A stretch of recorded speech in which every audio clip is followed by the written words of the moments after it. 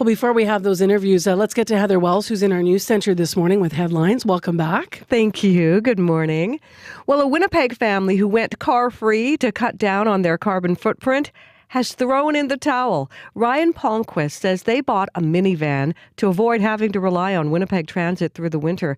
He says they often found themselves waiting as long as 40 minutes with their 2 young children. And they say having another baby this year, minding the kids that long along a busy street became just too stressful. We'll hear their story coming up. And the Manitoba legislature gets back to business today. Lieutenant Governor Anita Neville will read the first speech from the throne for the new NDP government. The speech, of course, traditionally lays out the government's priorities. It's slated to begin around 1:30 this afternoon. Our next local news is coming up at 6:30. All right. Thanks, Heather. You're welcome. Pat, you know how you get in your car? Good morning, by the way. Good morning. I always get right into talking to Pat. Do you know when you get in your car and then someone's been in your seat and they moved it and it's not exactly where you have it? Mm-hmm. That's how I feel this morning because I'm way back here. I don't know. Someone's been messing with your chair. Yeah. Well, we all share the chairs, all the hosts, right? So I always laugh. I'm like, oh, the afternoon show must have been pretty chill. Leaning back here. Put your feet up on the desk, relax. Right? Sure. Okay, I'm going to do some adjustments while you're telling us how we have to adjust to the weather. Guess what I did yesterday afternoon? You'll be proud of me. Did you? Well, okay, you didn't put your lights up on your house because you didn't even take them down. You were that First guy. time ever. I know, you were that guy. I hate putting up the lights. It was really nice this year. So what'd you do? I have a 2-story house, so I don't like going up there. I noticed a piece of my vinyl siding had blown down. So then I got up on the ladder and got up on there and put that back up. And then I looked at the eaves straw. I was like, oh, it's full of leaves. So it's like getting dark. It's 4:45 and I'm up on the first floor of over our veranda with the leaf blower. It was really fun, actually. So you went up there anyway? I did. Yeah. No ice. Did it work out for you? It did. Leaf blower in the eavesdrop's really quick. Well, nobody wants to do anything of any height today, especially up around Churchill. The winds are going to be crazy. Yeah. We are going to see winds gusting to 90. What? Are you kidding me? Yes, 90 kilometers per hour. So there is a wind warning for the Churchill-York region. Now, yesterday we told you about that winter storm moving through, and it continues. We're going to see these conditions for a couple of days here. So a powerful winter storm moving through Nunavut is expected to bring strong winds accompanied by some snow and blowing snow to Churchill. So westerly winds are expected to strengthen throughout the day and gusting from 70 to 90 by this afternoon. So batten down the hatches. And a few centimeters of fresh snow also, so poor visibility could be the order of the day. So take it easy up there, Churchill, York regions. Bring it back home south to Winnipeg. We are at temperature of -3 in the city right now. Going to get to a 0, and sunshine is expected today. Marcy will dip down to a -5 tonight. Tomorrow a 0. Then the big change, the daytime high for Thursday, as a bit of an Arctic air mass comes down into Manitoba, -9 for the daytime high on Thursday. We haven't had anything like that for daytime highs since probably last March. So that is what's happening for Winnipeg the next few days. So we do expect a sunny day today, though, so enjoy that sun and soak it up. Over in Brandon, -5 right now, mainly sunny as well. On the way to a 0, wind gust to 40, becoming light this afternoon. And over up in Thompson, good morning, Thompson, -8 right now. You're going to get to a -6. That is all on a mainly cloudy day. Once again, we're -3 in the city of Winnipeg. In traffic, 788-3093 is our traffic line. Al gave us a quick call early this morning on the traffic line. Redwood, a portion of it is finally open between Main Street and Salter. Woo-hoo! It's been closed for 6 months. It's been dug up. It's been everything you can do to a road. And good morning, Alan, because Alan lives actually where he happens to be in the area. I won't identify where you live, don't worry, but has kind of a bird's eye view of that area. So, yeah, big cheers going through there. That'll back you up pretty bad. Yeah, it's been closed for a long, It was long supposed to time. be open, did you just say this? 3 weeks ago it was supposed to be open. So No, I didn't say that. delayed. Yeah. But it's just been closed for a long time, so hopefully that'll help alleviate some of the traffic on Redwood there. 788-3093 is the traffic line.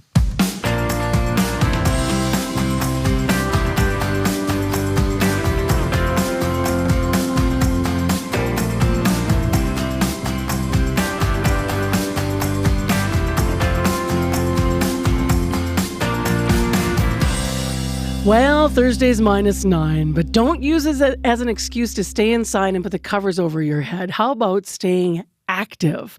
As we get older, I can attest to this, some of us might forget how to play. But one Winnipeg woman is determined to bring that feeling back, specifically for older women. Sarah Gravel Mackenzie started a 55-plus biking group for women earlier this year. It's called Cycling with Sarah. But now that summer biking season has passed, she's looking to the winter months ahead, as we all are. And so Cycling with Sarah has become something that she didn't initially think it might be. It's going to be happening in the winter months. Good morning. Good morning, Marcy. Nice to be here. Oh, nice to have you in studio. I love your shirt. Oh, thank you. It makes me happy. It says Cycling with Sarah with the bright pink and flowers. Yeah. That'll brighten up the winter months. It's a happy shirt. What's the level of interest now? I know you've been on the show a number of times talking about Cycling with Sarah, but how has it grown since you first started to motivate people to get out and cycle? It's really grown so rapidly, much more than I thought it would. At the beginning, I was like, oh, is there going to be a lot of interest? And it just took off. And I think there was just such a huge number of women out there that were looking for something to belong to and to connect with and to get outside and be active together. And so by the end of the summer, we had over 55 women cycle with us. And we had a wait list to get on to cycle. So it was phenomenal. Yeah. So this idea to take this further into the winter months, can you elaborate on what you were thinking around that? Well, what happened is our season was ending. A lot of us were feeling sad about, well, we're not going to see each other till next May. And so I sort of thought, myself and Rose McDonald, who's the co-founder, we said, why not do hiking? Why not stay active with these lovely ladies 12 months of the year? So we started a fall hiking series, and we hike Mondays and Thursdays at 1 o'clock. And we hike for about an hour to an hour and a half. And then when winter comes, we've partnered up with the Winnipeg Trails Association, and they're going to help us set up some skiing clinics. So we'll go out a couple of times a month with them, and they bring the skis and the instructors. So that's going to be great. And we've partnered up with the RM of East St. Paul, and we'll have access to their snowshoes. So they'll be hiking, tobogganing, snowshoeing, skiing, and twice a week, we'll get outside together. So I should be clear here. When I was cycling, won't necessarily continue. You're not doing a winter bike circuit, but the winter activities with this group and inviting women will continue. Right. And what we're going to try and do is set up a day to take out of rentals of fat bikes. Oh, fun. And then we thought also maybe ice bikes. Try that too. So what does it do for yourself, but also for the women in the group? What does that connection mean? As you said, you kind of had that moment where you thought, oh, we won't have a reason to stay connected. We might not see each other. What does it mean to your life?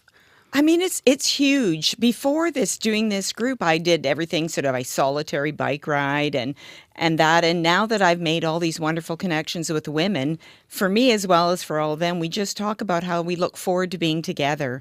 And I think a theme that really developed through cycling was it wasn't just a social connection, it was the mental health piece. That everybody just felt so uplifted by being together and being women of the same age group. We've all had similar experiences and we could relate to it, whether it was a loss of a parent or a loss of a spouse, right? And we just intuitively understood each other, and I think that's made such a difference for all of us. What's the range of ages of women that you've got in your group, roughly? Yeah, 55 to join, and the oldest is 72.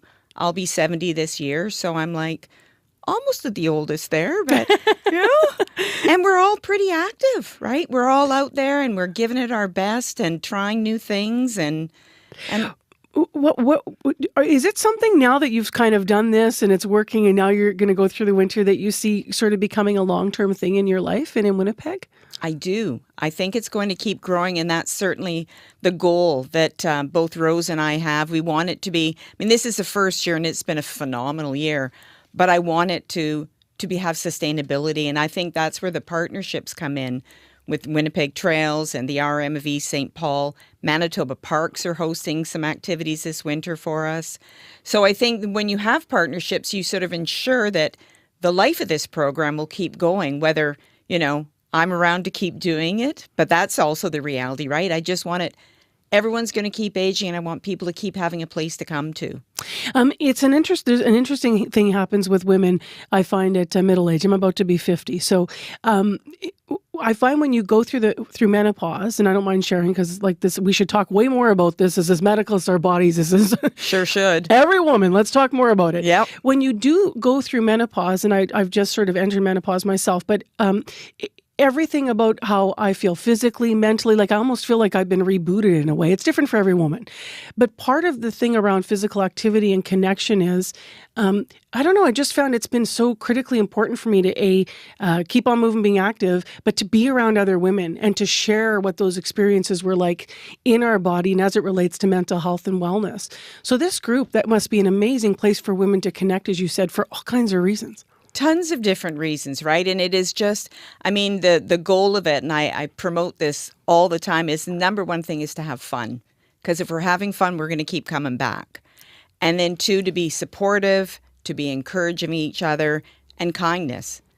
And that's the whole theme of what this is, what cycling started as, and all these fall and winter activities to build each other up. How easy is it otherwise to hibernate in the winter by yourself? It is so easy for all of us, I think, when it's really cold, right? But if you know there's women waiting for you, and we all just bundle up, and we may have had a beautiful November, but we know it's coming, and I just say, you can just bundle up and get out there and be together. One of my favorite ads right now is these three women sitting on a park bench, and they're older women, and they're watching children go down a toboggan hill. My husband was telling me about that one. It reminds me when you were talking about your group, the one woman goes out and she orders a seat cushion or something, and then they all get on sleds and they do it themselves, and they slowly go down the hill in these toboggans, and they're laughing like they're 5. Exactly. We went tobogganing a couple of weeks ago, and it was so much fun, and it was laughing like you were 5 again. Love that. Yeah. Where can people find more information? And can you have room for more people if they want to join? Absolutely. You can get a hold of us at cyclingwithsarah@gmail.com or on Instagram, Cycling with Sarah. And for the skiing things with the Winnipeg Trails Association, winterpeg.org, we're doing an information session on December 2nd. So I invite everybody to come out. So just go to winterpeg.org and RSVP that you're coming. No cost, and do you have to commit to doing everything, or can you just... No cost at all, and you can come when you want. Some women come every Monday, some just come Thursdays. Just jump in and join us. We're just always waiting for new people to join us. I might have to lie about my age to get in on Cycling with Sarah. Take care. Thank you for this morning. Thanks for coming in. Thank you. That is Sarah Gravel Mackenzie. She's a 55-plus cyclist, and she's founder of Cycling with Sarah. She's going to have to come up with a new name for all the winter activities now that they've done some partnerships and expansions. So December 2nd, they're having that information session. Winterpeg.com is where you can check out. And, of course, you can also find Sarah on Instagram at Cycling with Sarah, and you'll stay up to date. Hi, my name is Mark Chavez, and I'm the host of Let's Make a Horror, a podcast where 3 comedians try to make a horror short film. This is scary for exactly a different reason than I thought it would be. It is the hardest thing we've ever done. But we're not alone. When we run into trouble, we consult Hollywood horror experts, people who have worked on everything from The Blair Witch Project to Leprechaun. To be clear, this film has 0% on Rotten Tomatoes, so... Let's Make a Horror, available now on CBC Listen and everywhere you get your podcasts. Winterpeg.org. Sorry, I'm just correcting something from before that moment we had. I said winterpeg.com, but if you want more information on Cycling with Sarah, it's winterpeg.org. It is in Winnipeg, 6:24 a.m. right now, and in Winnipeg it is mainly clear. It's -3. And next on the program, ahead of the COP28 climate conference in Dubai next week, the findings of a United Nations emissions gap report are out. It looks at greenhouse gas emissions for all nations, including Canada, to speed up the transition away from fossil fuels and toward low-carbon development starting now. Unless it happens, the Earth is set to warm by 3 degrees Celsius by the end of the century. Warren Mabey is with us, director of Queen's University Institute for Energy and Environmental Policy. Good morning. Good morning. I know we've had this discussion before, but some people are wondering what a warming of the planet by 3 degrees Celsius will look like in terms of the greatest consequences. Well, certainly we will see more fire. We saw a lot of fires last summer. That will probably continue and probably accelerate. So you can imagine kind of global fire sorts of warnings around the world. Heat domes, we can expect more heat domes and more severe heat domes and probably deaths associated with that. Extreme precipitation, so rather than getting nice rain through the year, we'll get nothing and then massive amounts of rain or massive amounts of snow in one go. And then finally, coastlines. We can expect in a 3-degree warming scenario faster and deeper inundation of coastlines and the impacts that will have on the millions of people that live in coastal regions around the world. What is new in this UN report?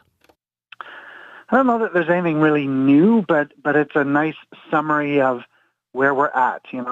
For those of us that have been watching, we do see that countries are starting to make a little bit of progress. What this report tells us is that globally, emissions are still going up, not as fast as they would be without the efforts that have been made, but still going up. And what the report tells us is that we really need to turn that corner. We need global emissions to start coming down if we really want to avoid the very worst impacts of temperature rise. So let's remind the listeners of where we're at in Canada in terms of what the strategy is and on reducing greenhouse gas emissions going forward. So Canada does have a lot of pillars of policy in place to try to help us reduce emissions. We've got a clean fuel standard, a carbon tax, although we've recently seen the Liberals carve a piece of that out. We've got some provinces that have moved a long way towards greening their electrical grids. And Manitoba has done a great job of greening the electrical grid.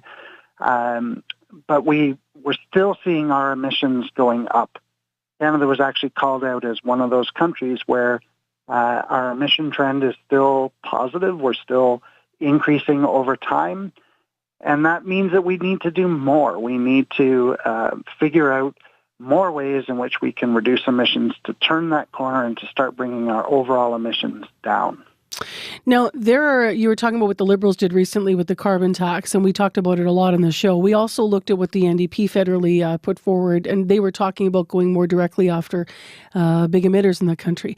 When you look at what this new UN report is saying, and given what the Liberals, the trajectory they're taking so far, to you, what is a proposal for a way forward that could across the country?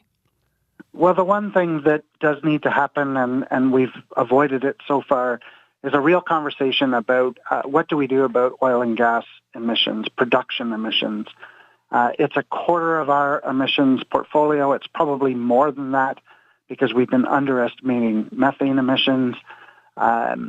Without addressing oil and gas production and figuring out what the future is for that sector, we're going to constantly be playing catch up. We could address emissions everywhere else, but with that great big source of emissions out there, Canada will continue to see increases until we come up with a real strategy to start bringing those down. And what would an Alberta-specific strategy look like around that? Well, certainly we're starting to see some elements coming forward. We talk a lot about carbon capture. The problem is that, right now that's still a very expensive option, and it's not clear whether it can support the entire sector as it currently exists. And again, I think that's why we need to have a conversation about what does the future really look like. Are we going to continue to make oil and gas energy products, or are we going to shift to some other products from those resources? I think it's much more likely that we'll go the latter. We'll do other things with that resource than we're doing today, but we haven't had that conversation, and that's where I think Alberta has lagged behind. That discussion needs to happen. Thank you very much, Warren, for this discussion this morning. Appreciate it.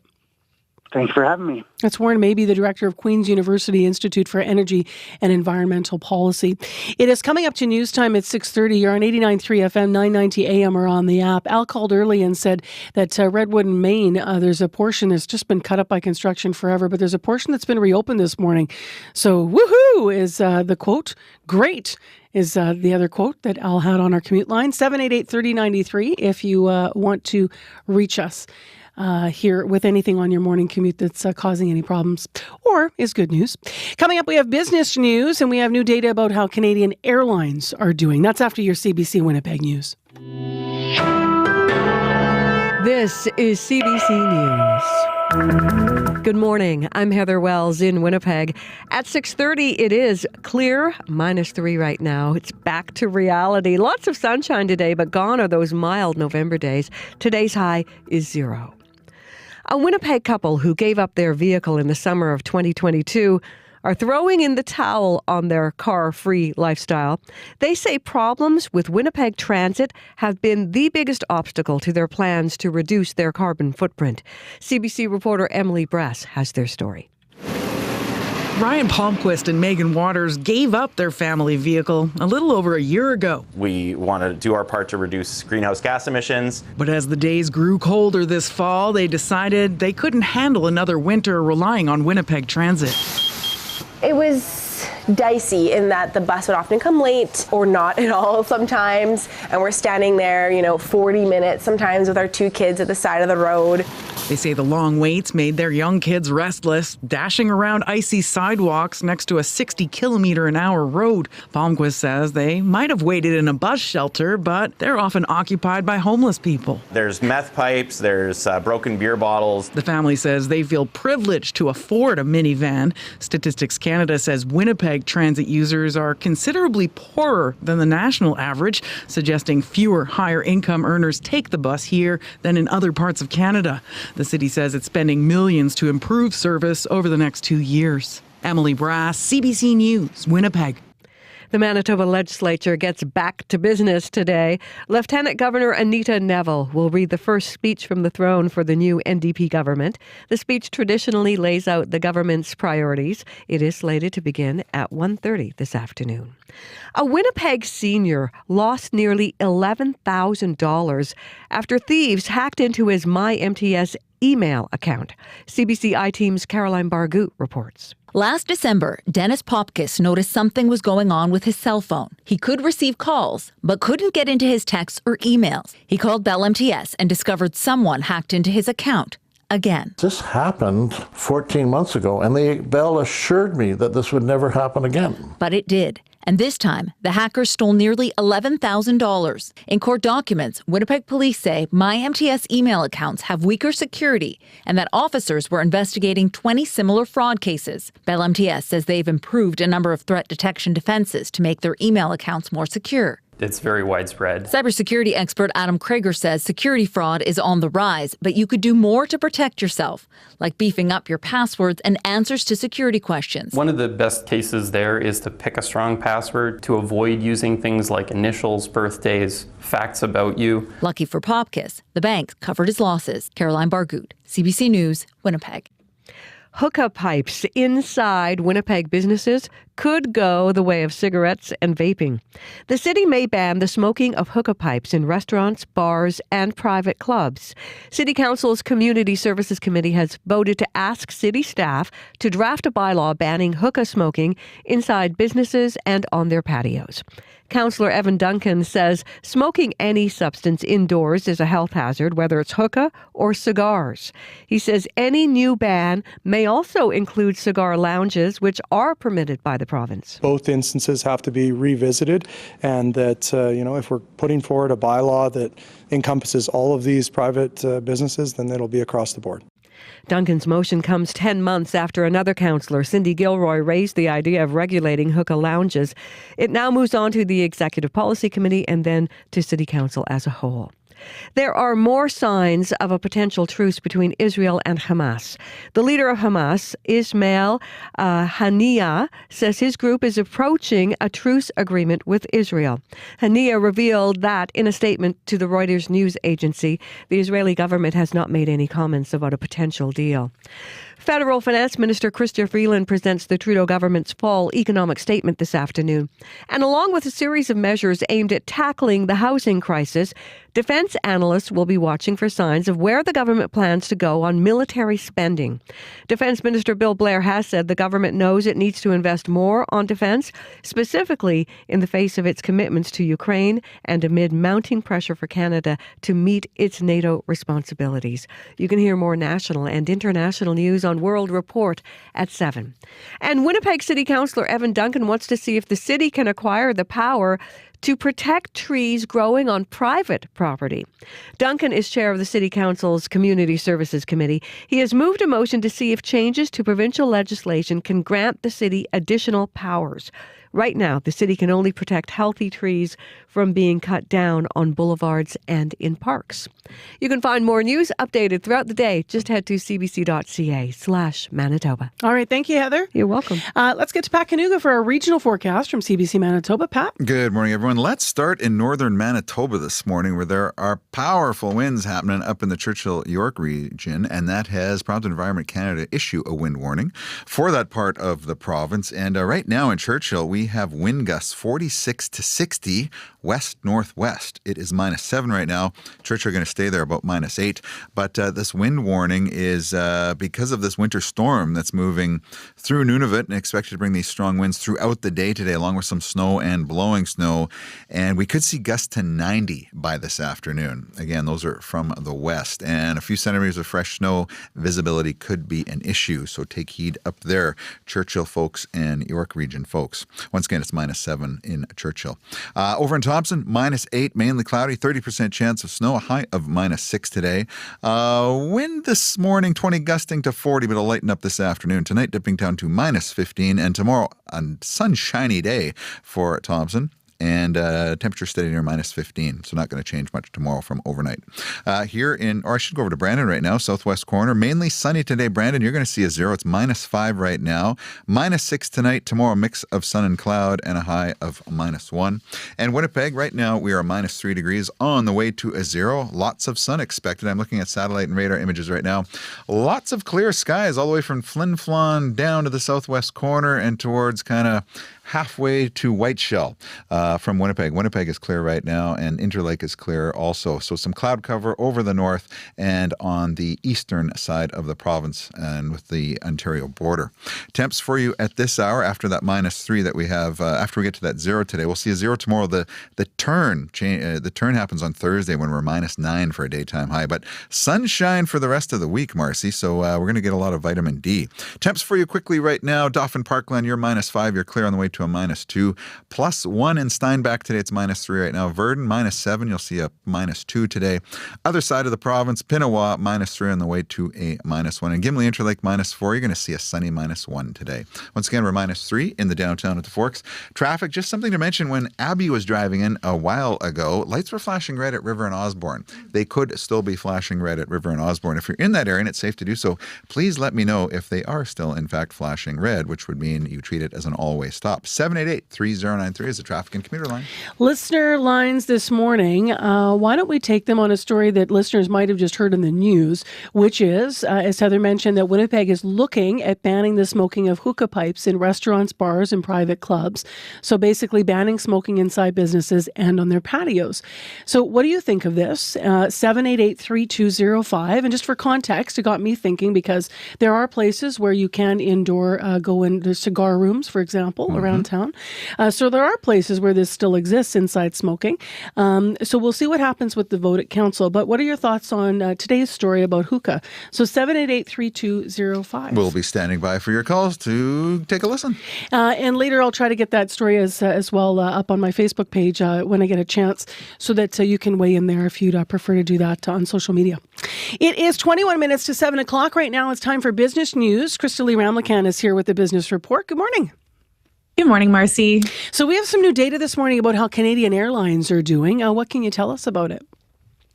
Yeah, so the country's 2 biggest airlines ranked last in on-time performance among large North American carriers last month. So that's according to aviation data company Cirium. Now, more than a quarter of Air Canada's flights landed late in October, placing the company 9th out of 10 airlines on the continent. And WestJet came with nearly 29% of arrivals touching down late. So WestJet came in last. Now, they're defining late here as more than 15 minutes after the scheduled arrival. So they're not marking people late if they're 1 or 2 minutes late. Now, the 2 airlines' on-time percentages hit around 72%. So that's falling short of the North American average of 80%. But if you can believe it, it's actually an improvement from Air Canada's performance in the summer when it had even more delayed flights. Now, the airline has said that a shortage of air traffic controllers, bad weather, and a network running at full tilt amid high demand can cause flights to run late. And in August, the CEO did acknowledge the carrier was failing to meet expected levels despite more staff and revamped technology. Now, late arrivals also leave a smaller window to carry out maintenance, so that can result in even more delays down the line. It snowballs, I guess. It's interesting because as a passenger, my reaction is 15 minutes isn't bad. But when you really think about that, what percentage of time it's 15 minutes late, that's a pretty big number. Let's move to another story, Crystalie. The federal government is set to release, as people might have been hearing on World Report, its fall economic statement. So that's this afternoon. It's going to highlight some of the government's priorities. What are some hoping to see from a business lens? Well, the Association of Community Organizations for Reform now is hoping to see the government address non-sufficient fund fees at banks. So that's the fee that you get charged sometimes if you don't have overdraft protection when a bill comes out and there's not enough money in your account, or you try to withdraw money and there's not enough money in your account. So Acorn Canada wants to see them lowered to $10. Most big banks charge about $45 to $50. And last month, Finance Minister Chrystia Freeland did issue a direction to lower NSF fees and said an update would be announced in the statement. So the Department of Finance has said that the fee disproportionately affects Canadians living paycheck to paycheck or those who do not have access to overdraft protection. For more on this, here's Badr Abu Zahra, who is with Acorn. So the NFSGs that are charged by the Canadian banks are predatory and hurt low and moderate income people the most. Big Canadian banks are making millions of dollars profit by charging these fees. So low and moderate income people, they are pushed to take out payday loans to avoid the NSF fees. And sometimes those loans can come with really high interest levels, which kind of just leads to a vicious cycle of debt. The group says many banks in the U.S. are eliminating NSF fees. Acorn also wants to see a federally funded fair credit benefit, so people have access to low-cost credit options in case of emergency. And CBC is going to be carrying that fall economic update live this afternoon. And I should mention, because it starts at 3 o'clock local time, the coverage, that the first part of Up to Speed is going to be preempted by that, so you'll be able to hear it here in Manitoba in that way.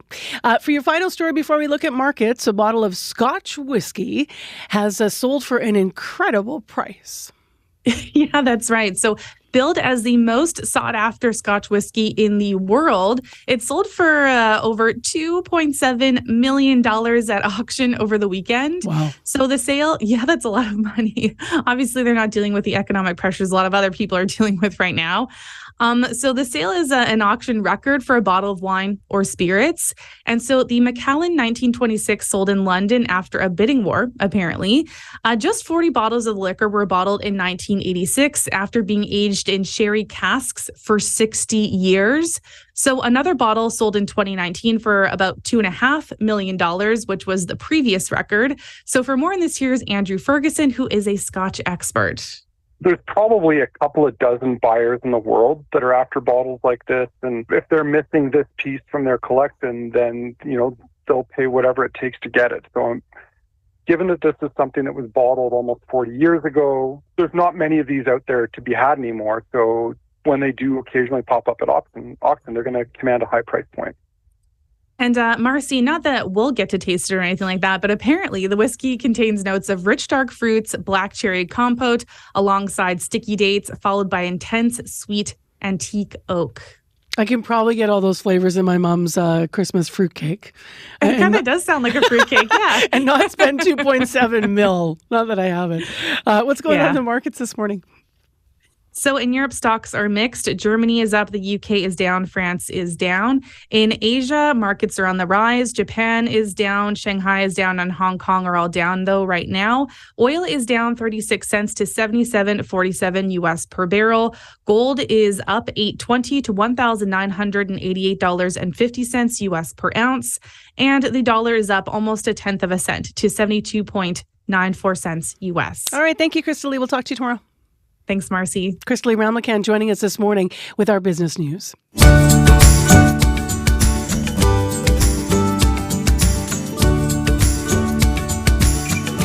It's 6:45 a.m. It's mainly clear. It's -3 in the city of Winnipeg. Our high is 0. Lots of sunshine across southern Manitoba. In northern Manitoba, way up in Churchill, calmer in Thompson, but strong winds that may cause damage. There's a wind warning for Churchill, York this morning. Winds could gust up to 90 km this afternoon. So obviously pay attention to that. And if you need us on the commute, 788-3093. Well, earlier this half hour on the show, if you were with us and up then, you heard an interview with a guest talking about cycling. She's starting a fitness group of sorts to get out and about. And she was doing a cycling group in the summer for senior women specifically.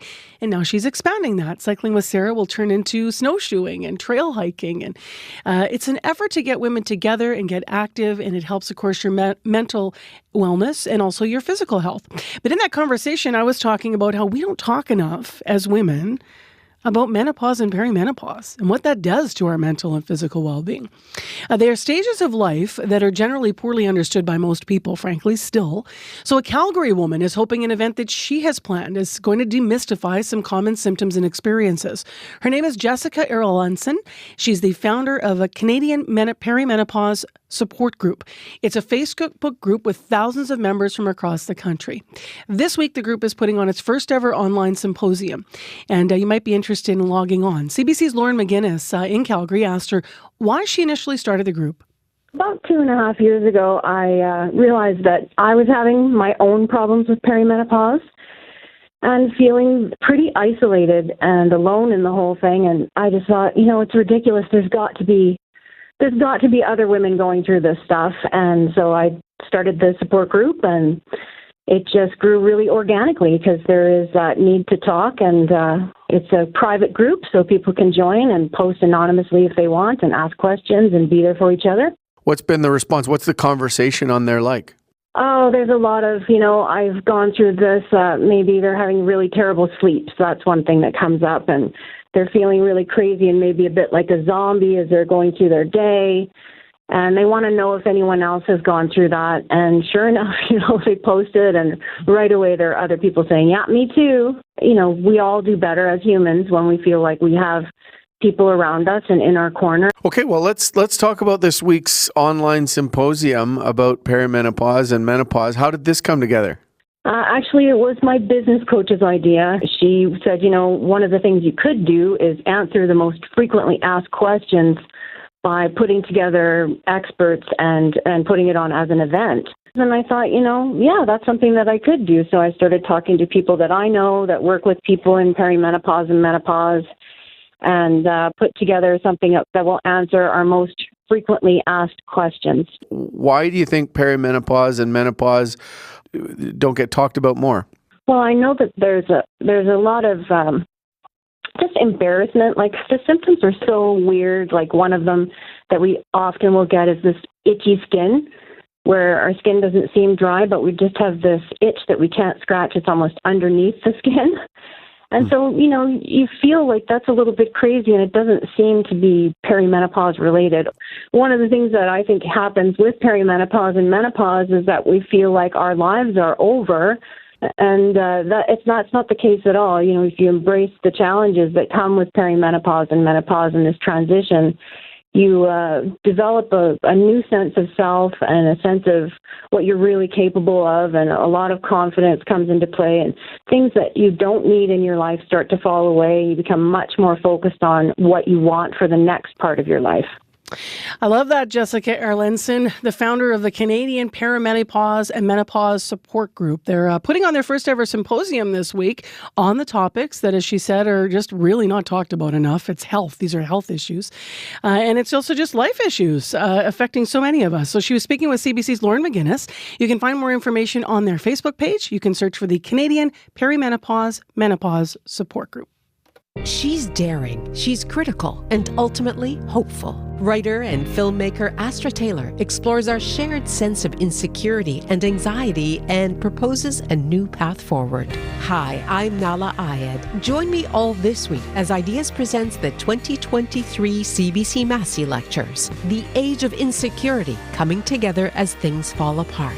Ideas, weeknights at 8, 8:30 in Newfoundland, and on the CBC Listen app. It's 10 to 7 right now on 89.3 FM, 990 AM, or on the app. I'm Marcy Marcusa. We're We're live in downtown Winnipeg with our team here at the show. Pat, Nabby, and Travis behind the glass. It's clear. It's -3 and our high today 0. Brandon, you're clear right now, -5. Same with Dauphin. And there's some light snow falling up in Thompson, and it's -8. Heather Wells is back. She'll be in with our next news headlines just before the top of the clock. Right now, though, let's talk about what is coming out this afternoon. At 3 o'clock, CBC News, that's Winnipeg time, will have a special on looking at what they're going to be announcing in the fall fiscal update. The finance minister will stand in the House of Commons and Chrystia Freeland will deliver the news. Now, we don't know for certain what's going to be in it yet, but there's strong signals pointing to affordability measures, and perhaps no surprise when you look at the economy, of course.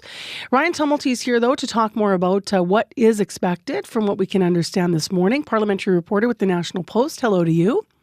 Good morning. So we know housing is going to be in the update. If it's not, it's a glaring mistake, frankly. But what are you hearing about how the update might address this? Yeah, so right now I've got a couple of things that have come out in leaks to me and to other media about what we can expect. So government's really going to focus on supply side part of the housing debate. So we're told there's going to be about $15 billion in low-cost loans coming for apartment developers, people who want to build new apartment units, rental apartment units right across the country. Also, we're told that the government's going to take a different line when it comes to people who have Airbnbs and who deduct expenses from running those Airbnbs for tax purposes. The government's going to take a tougher stance on that. And what they're hoping to do is sort of nudge people, especially in areas where, rental housing is in big demand and maybe cities have gone to the length of limiting those Airbnbs. They really want to nudge people into maybe putting those back on the rental market, letting people live in there year-round instead of just on vacation. Which is a different job entirely. It'll be interesting to see how that's received if they put it forward, but yeah. Yeah, and then they're also going to bring in what they're calling the Canada Mortgage Charter, and a bunch of new rules when it comes to people who are struggling maybe to pay their bills. It would set up some new rules for how banks work with people about refinancing those mortgages, maybe changing the amortization rates. And it would also make one kind of small tweak that could have a big impact. Right now, Canadians who apply for a mortgage have to go through a stress test process, which basically makes sure that they can pay their mortgage even if rates are 2% higher than what they're paying now. And you have to do that for a new mortgage. That's not going to change. But right now, for a renewal on a mortgage, you have to do that if you are switching banks, but you don't have to do that if you are staying with your bank. And it sort of disincentivizes people from looking around for a better deal. So the government's going to change that for renewals. You won't have to go through the stress test on a mortgage renewal if under this change that the government's going to bring in. It's interesting that existed anyway, right? Because you wouldn't have to go through it with one bank. And yeah, that makes some logical sense. What other measures are we expecting the Liberals will present as their response to the broader issues, of cost of living increases that people are feeling? Yeah, we haven't heard anything sort of specific on that front. Nothing's leaked out there yet. I have been told to expect some changes on competitiveness, maybe some tweaks there. We know the government made some Competition Act changes early in the fall. They haven't passed through the House yet. But I think the government definitely wants to sort of lean on, especially I think maybe on grocery businesses, to have them do something about the cost of living and the cost of groceries. Certainly we've heard the industry minister talk about that before. So that's going to be one that we're just going to have to stay tuned for. How does this fiscal update, for listeners who don't know, how does the fiscal update differ from the federal budget? Yeah, I mean, that is in a certain degree in the hands of the government of the day. So sometimes these can just be, here are the new numbers, here's the new deficit projection, here's how much we're spending, or more or less than we thought we would. Sometimes there's kind of a full mini budget with a whole suite of new measures and a whole bunch of different changes, especially if there's been sort of big changes in the economy or public mood. I'm told today we should expect something closer to just an update with maybe just a couple of new measures, not kind of a big overhaul of where they were in the spring. So somewhere in the middle there. Do you expect to see any cuts coming in this announcement? And the government announced about $500 million in cuts a few weeks ago and sort of outlined where they were coming from, department by department. So I'd kind of be surprised if we saw more cuts today. The government is kind of banking on the idea that as all of the COVID programs have now wound down or just winding down this year, that's really going to help their bottom line. All of those COVID programs were so huge, so much spending on that, that I think they see that as a potential way to, get their books back in order just by doing that. Recent polls by Abacus Data and the Angus Reid Institute both indicate the Liberals are lagging behind the Conservatives in popular support. We've had interviews about that in recent weeks. Do you think that's going to factor into what the Liberals do today? I mean, absolutely, right? The Liberals definitely have to worry about losing to the Conservatives at this point. It looks like a Conservative majority government at this point. So those polls not only show the Conservatives ahead, but they show consistently that these issues, affordability, housing, are really top of mind for Canadians. So, the Liberals have been trying to talk about those issues the whole fall. But every week it seems like some manner of event gets in their way. We had the controversy between the Prime Minister and the Indian government. We had, the Ukrainian president's speech, of course, which was interrupted by the former Nazi military officer who was in the gallery. Those sorts of controversies, the war between Israel and Hamas, it's all taken the government's focus off these economic issues. So I think today they are really eager to just be able to talk about the economy, the affordability, what they're doing, nothing else, and really have people see what they are putting in the window. Thanks for this, Ryan. Appreciate it.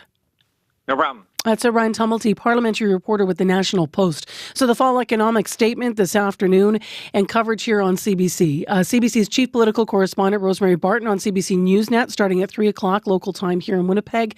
And then reaction on Power and Politics with David Cochrane. Here on radio, Susan Bonner in Toronto, Catherine Cullen on Parliament Hill. And that coverage starts as well at 3 o'clock our time. So it's going to be at the top of Up to Speed. It is 3 minutes to 7 o'clock right now in the morning. Let's go to Heather Wells for other news. Good morning. Well, a Winnipeg family who went car-free to cut down their carbon footprint has thrown in the towel. Ryan Palmquist says they bought a minivan to avoid having to rely on Winnipeg Transit this winter. He says they often found themselves waiting as long as 40 minutes with their young children. And they say waiting with children that long along a busy street became just too stressful. A Winnipeg senior has a warning for anyone with a Bell MTS email account to make sure your passwords and security answers are hard to crack.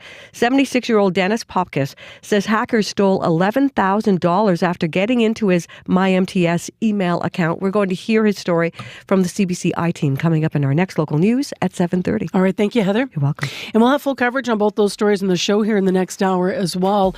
In addition, are you ready to have a rock and roll Christmas done with a barbershop choir swagger twist? We'll tell you how you can listen and attend an upcoming show in Winnipeg. So stay tuned for that story too. In the city, it is mainly clear. It's -3. It's going to be sunny and 0 in Winnipeg today. Wind warning up in Churchill. And if you need us on the commute, 788-3093. Good news around Redwood. There are some openings there after a lot of construction, Redwood and Maine specifically, I should be saying.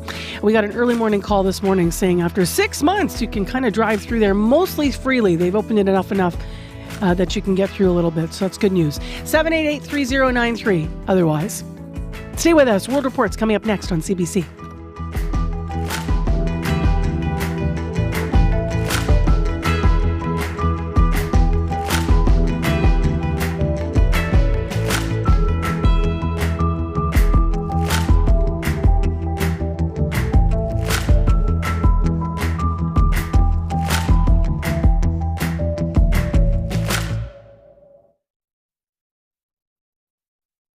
On the Current.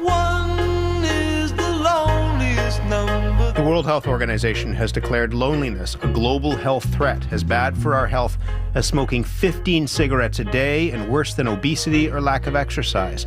How to make sure that people don't feel alone, coming up on The Current. The Current with Matt Galloway. This morning at 8:37, 9:07 in Newfoundland, and on the CBC Listen app.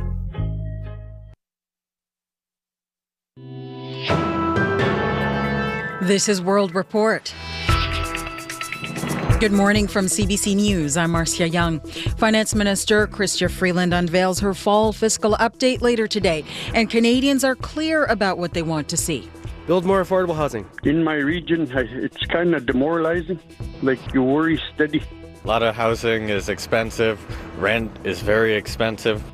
As Karina Roman tells us, the government's focus will be on making housing more affordable, but it still has to restrain spending. We know we need to build and build by the millions. Housing and Infrastructure Minister Sean Fraser says the solution to the country's housing crisis is increasing the supply of homes in a big way. We're looking to increase the pace of construction in Canada. It's why we're looking to change the math to make it work for builders. It's why we continue to invest in affordable housing. According to a senior government source, today's fiscal update will commit to $15 billion in loans for new rental housing construction, a $1 billion fund to build affordable housing, and tax measures to make short-term rental properties less lucrative in favor of long-term tenants.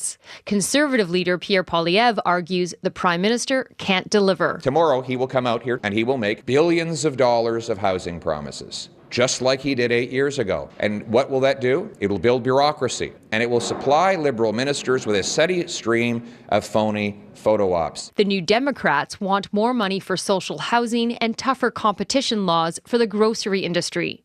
NDP finance critic Daniel Blakey. So are these initiatives that we're going to see in the fall economic statement, or are Canadians going to be left waiting again?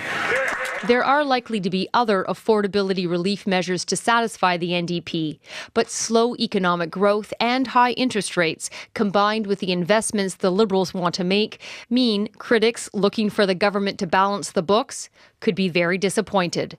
Karina Roman, CBC News, Ottawa.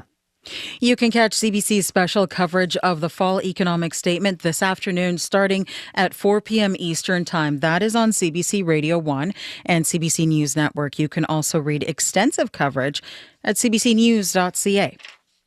The leader of Hamas says it is close to reaching a truce with Israel. There are reports negotiations are focused on how long a pause in the fighting might last and how many Israeli hostages will be exchanged for Palestinian prisoners. But Israeli officials are dismissing any speculation about a truce. Briar Stewart has the latest from Jerusalem. Outside of Israel's defense ministry in Tel Aviv, family and friends of the nearly 240 hostages still trapped in Gaza hold signs with pictures of their loved ones. Several family members had a chance to meet with Prime Minister Benjamin Netanyahu and his war cabinet and were angered by what they heard. This is incredibly disappointing. Udi Goren's cousin is among the hostages and says the government keeps talking about how focused it is on eliminating Hamas, which will take months or years. The hostages, he says, can't wait that long. People are dying. We know that for sure. We're talking about people's lives. We all feel that this should be the top priority. Israel says over the past 24 hours, its Air Force has struck 250 Hamas targets. And it released a video which it claims shows a factory producing weapons and drones under a mosque. Officials say thousands of Hamas fighters have been killed, but women and children are among the many victims. The official Palestinian news agency says 17 people were killed during a bombardment in an area known as the Nuseirat refugee camp. A Hamas official says part of the negotiations underway include talk of a limited truce and more aid coming into Gaza as part of a potential hostage deal. But Israeli officials aren't talking about any kind of agreement and have consistently said there will be no ceasefire until all of the hostages are released. Briar Stewart, CBC News, Jerusalem. Lebanon's prime minister is condemning Israeli airstrikes in southern Lebanon. The Israel Defense Forces says its fighter jets struck 3 armed Hezbollah cells near the border. It says this is a response to Hezbollah firing mortar shells at a military post in northern Israel. Lebanese state media is reporting 2 journalists and 1 other person killed in those strikes. At a separate location, 4 other people were killed while traveling in a vehicle. In Ukraine,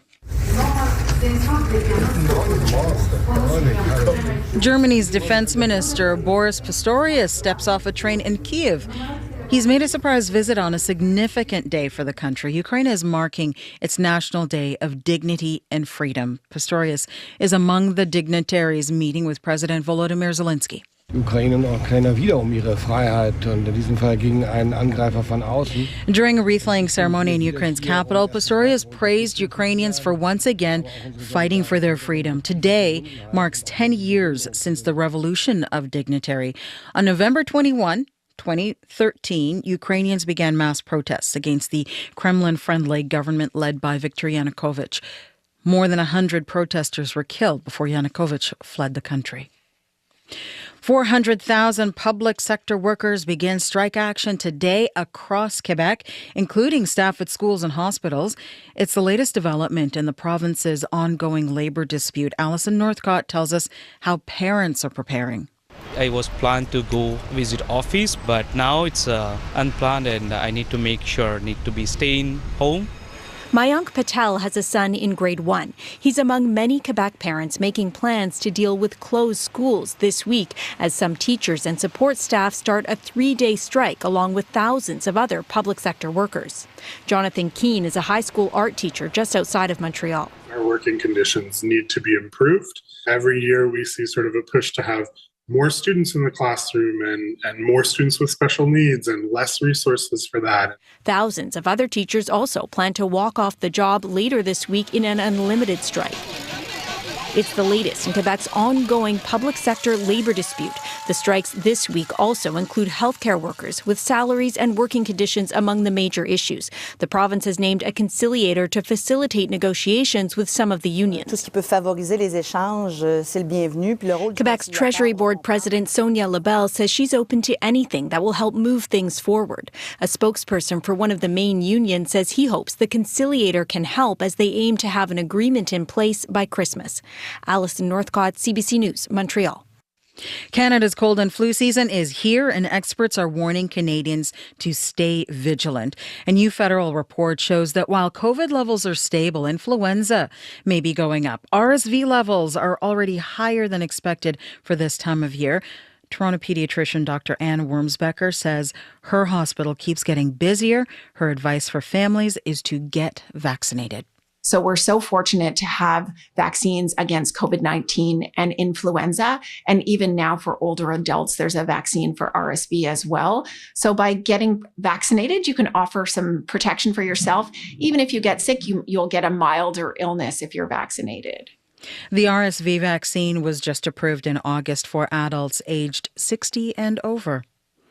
Canadians will get an updated picture of inflation in this country later this hour. Statistics Canada releases the Consumer Price Index for the month of October. Economists are expecting to see that price growth is slowly coming back down to normal. The CBC senior business correspondent Peter Armstrong has more. It's another busy day at Toronto's Daily Bread Food Bank. Food banks like this have seen a 154% increase in visits this year as the cost of just about everything has skyrocketed. First, it was very confusing, overwhelming, embarrassing, shameful you feel because I don't know. That's Rene Frank. He lost his job during COVID, then suffered an injury and just couldn't make ends meet. He says these past couple of years have been tough. Well, it's just, it could happen to anybody too. And right now it's happening to a lot of people that are still working and they can't afford things because the bank rate's gone up so high and their mortgage, they don't want to lose their house or their cars or whatever they have, right? The good news is that price growth is inching its way back to normal. But economist Avery Schenfeld says the bad news is that even if inflation is decelerating, the Bank of Canada is a long way off from actually cutting rates. The bar to start cutting interest rates goes beyond just looking at the overall rate of inflation. They're going to want to see some of their core or trend measures of inflation also coming down. Those core measures strip out the more volatile components and generally take longer to come under control. Schenfeld says he doesn't think the central bank actually starts dropping interest rates before next summer. Peter Armstrong, CBC News, Toronto. And that is the latest national and international news from World Report. News anytime at cbcnews.ca. I'm Marcia Young.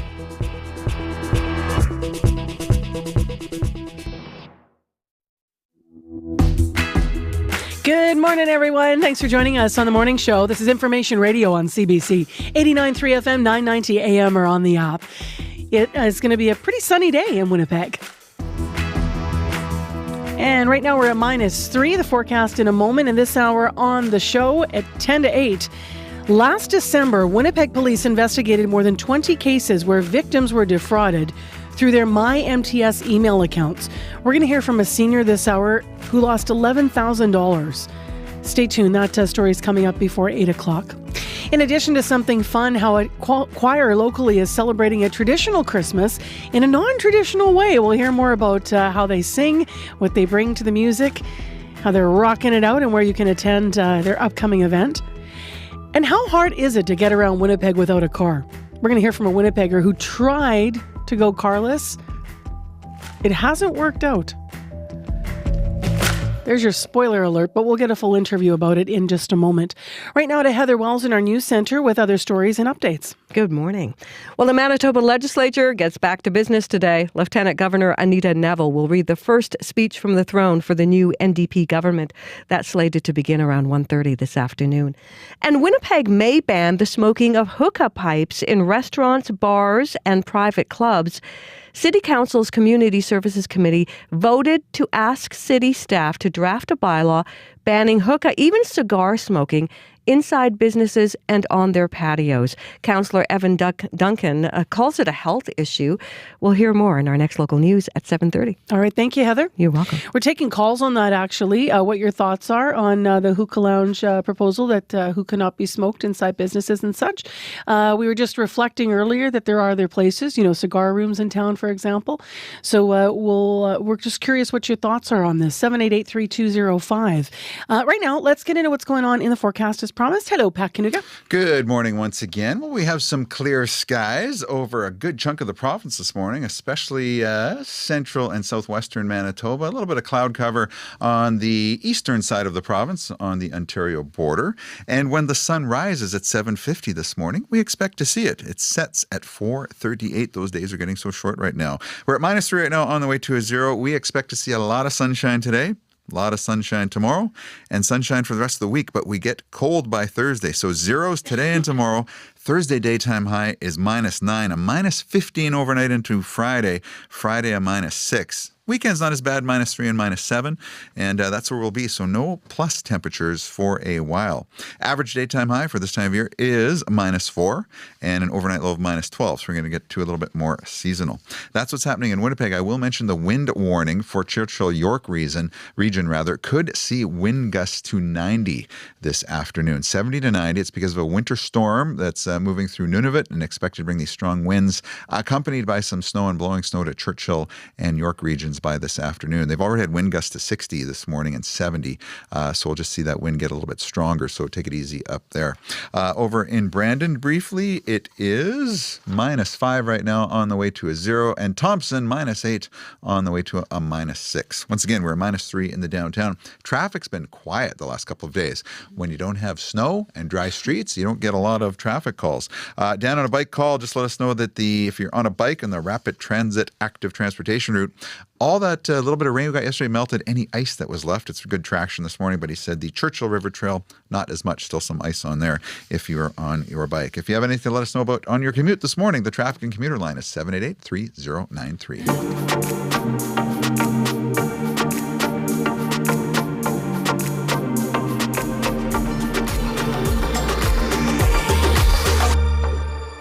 Well, could you live without your car? Winnipegger Ryan Palmquist and his family tried to go carless. In the summer of 2022, they swapped their minivan for Winnipeg Transit bus passes, and things were great until they weren't. Now, just over a year later, Ryan is throwing in the towel on being carless, and he's here to talk about it. Good morning.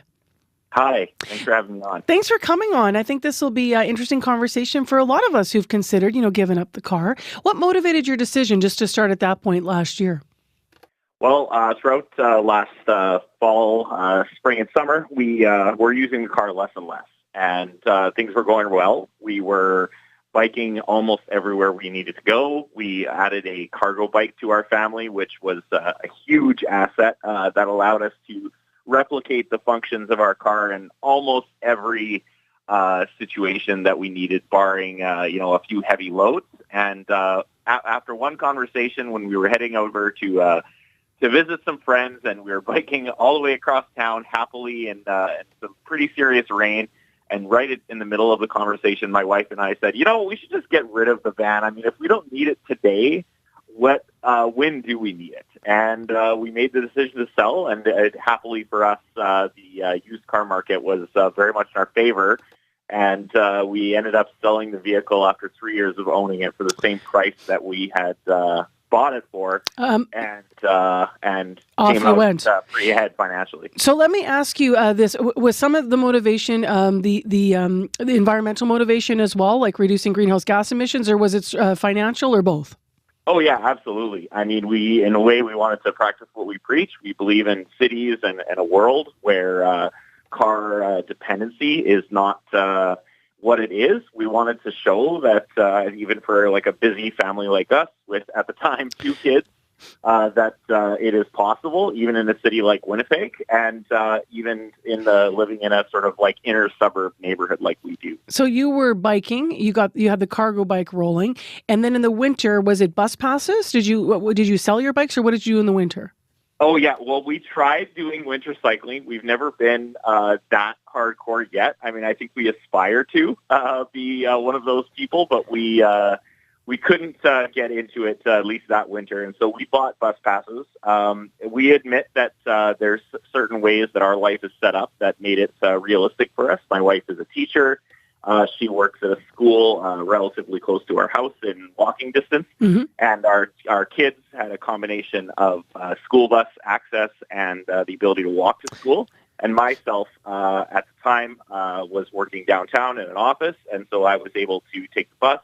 Our then youngest, now middle child, went to daycare along a relatively accessible bus route from our home, and so. Yeah, we got the regular bus pass that we shared with the family on our Paygo card, and it worked for a time. Okay, so all those things, we're about to turn to when it wasn't working, but I want to ask you one more thing about when it was working. I'm curious, did you ever need to find a car in the time where you were doing this, where you found, everything is working, but actually in this situation we need a car? Did that come up? All the time, and for that we used Peg City Car Co-op. So we have a membership with Peg City Car Co-op. Basically, for those who haven't heard of it, it's a kind of short-term car rental service. You become a co-op member with a small deposit, and then you are able to pick up book a car. One of at the time about 30 available around the city for various increments for an hour to a few hours to up to. We never booked longer than I think like the bulk of a day, but you can book longer. And you drive around until you complete your tasks that require a car. So typically what we would do is we would have like our weekend errands day where we would have to hit up multiple destinations around the city. That would be what we would rent the car for. How much money did not having a car for, if my math is right, I guess just over a year? How much money did you save? We estimate it saved us about $10,000 between car payments, gas, and insurance. And we the only aspect of our budget that went up was sometimes when we were taking long distance bike rides around the city running errands, we would end up buying a little more in the way of takeout, at least on those trips, because that was the real fuel. Instead of gas, we were fueling up our bodies. Although I would say that when we did a lot less like kind of drive-through type buying when we were zipping around the city in our cars. So I think even there was a net savings even there. But we saved about 10 grand. We used it well. We landscaped our backyard. And renovated our kitchen, which were huge expenses we would have never been able to afford. All right. On our budget. So I'm watching our time. You can hear me interjecting. I'm just mindful because we've got sports coming up, and I want us to get to the part of the story where everything was going so well, and then what? So you're back behind the wheel. Walk us through what went into the decision to get a car again. Well, the biggest factor was that we had a third child.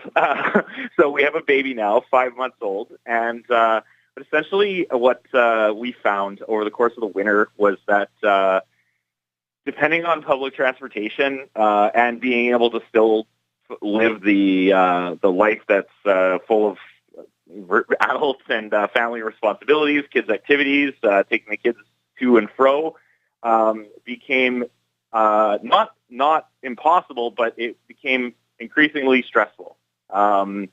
Unfortunately, as things are, the current schedule and the current layout of public transit, if you miss a bus and you have your kids with you, it's not a good situation. You're going to be waiting for a period of time, and any wait longer than 5 or 10 minutes, the kids, they're 8 and 4, they start getting restless. They start goofing off at the bus stop, and then you're basically like, that was probably the biggest single point of stress for us, was that if the kids have to wait at a bus stop, the bus stops are overwhelming majority are on big busy routes, and basically they get bored and they start goofing off, and you are there in a state of constant vigilance, making sure that the kids are not, doing something dangerous. So I'm going to interject here, because beyond boredom at the bus stops, what other challenges were there? I understand there were moments where at least your wife didn't always feel safe. Well, yeah, and that's unfortunate. I've been riding the bus my whole life, since I was a teenager, and my wife is a sort of a more recent adoptee, and I, as like an adult male, I have a lot more privilege and freedom to be able to move everywhere without feeling concerned for my safety as often. But there has been an increasing number of instances on the bus where things are uncomfortable situations, and our children in particular don't know how to handle themselves when someone is having like a mental health crisis, or when someone is causing a disturbance on the bus. Like, they don't have those instincts, and they'll go strike up a conversation with someone or ask a loud and obnoxious question of someone. Some stress on the bus, some stress in the shelters as well, just to reiterate here? Well, yeah, I mean, there's people living in them, and so you can't take your kids into somebody and just walk into somebody's home. Yeah, I mean, they're just not available, basically. It sounds like being carless became an integral part of your identity for a time. You know what I mean? Like, I could hear the excitement in your voice even when you were talking about when it was working. What was it like for you to sort of pull back and say, okay, we're getting a car again? Yeah, well, admit we had to eat a little crow because, we had some skepticism from friends and family, and it wasn't great to throw in the towel, so to speak. But ultimately, we had to do what we needed to do to keep our family functioning. Mm-hmm. But I think that was a real moment for us, was to reflect on the fact that there are tens of thousands of Winnipeg families and Winnipeggers who don't have that option to just give up on, it's not a lifestyle choice for them. Mm-hmm.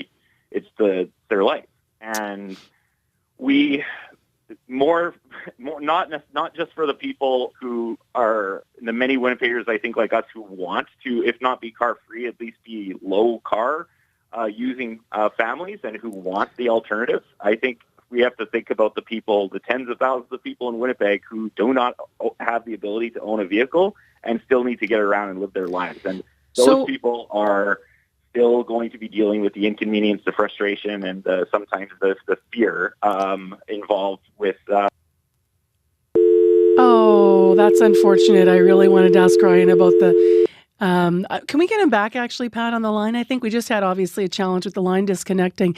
I would like to know where we go from here. So, obviously, we're talking to Ryan Palmquist. Winnipegger went without a car for over a year. He's just decided to go back to having a vehicle for his family. It works better for him.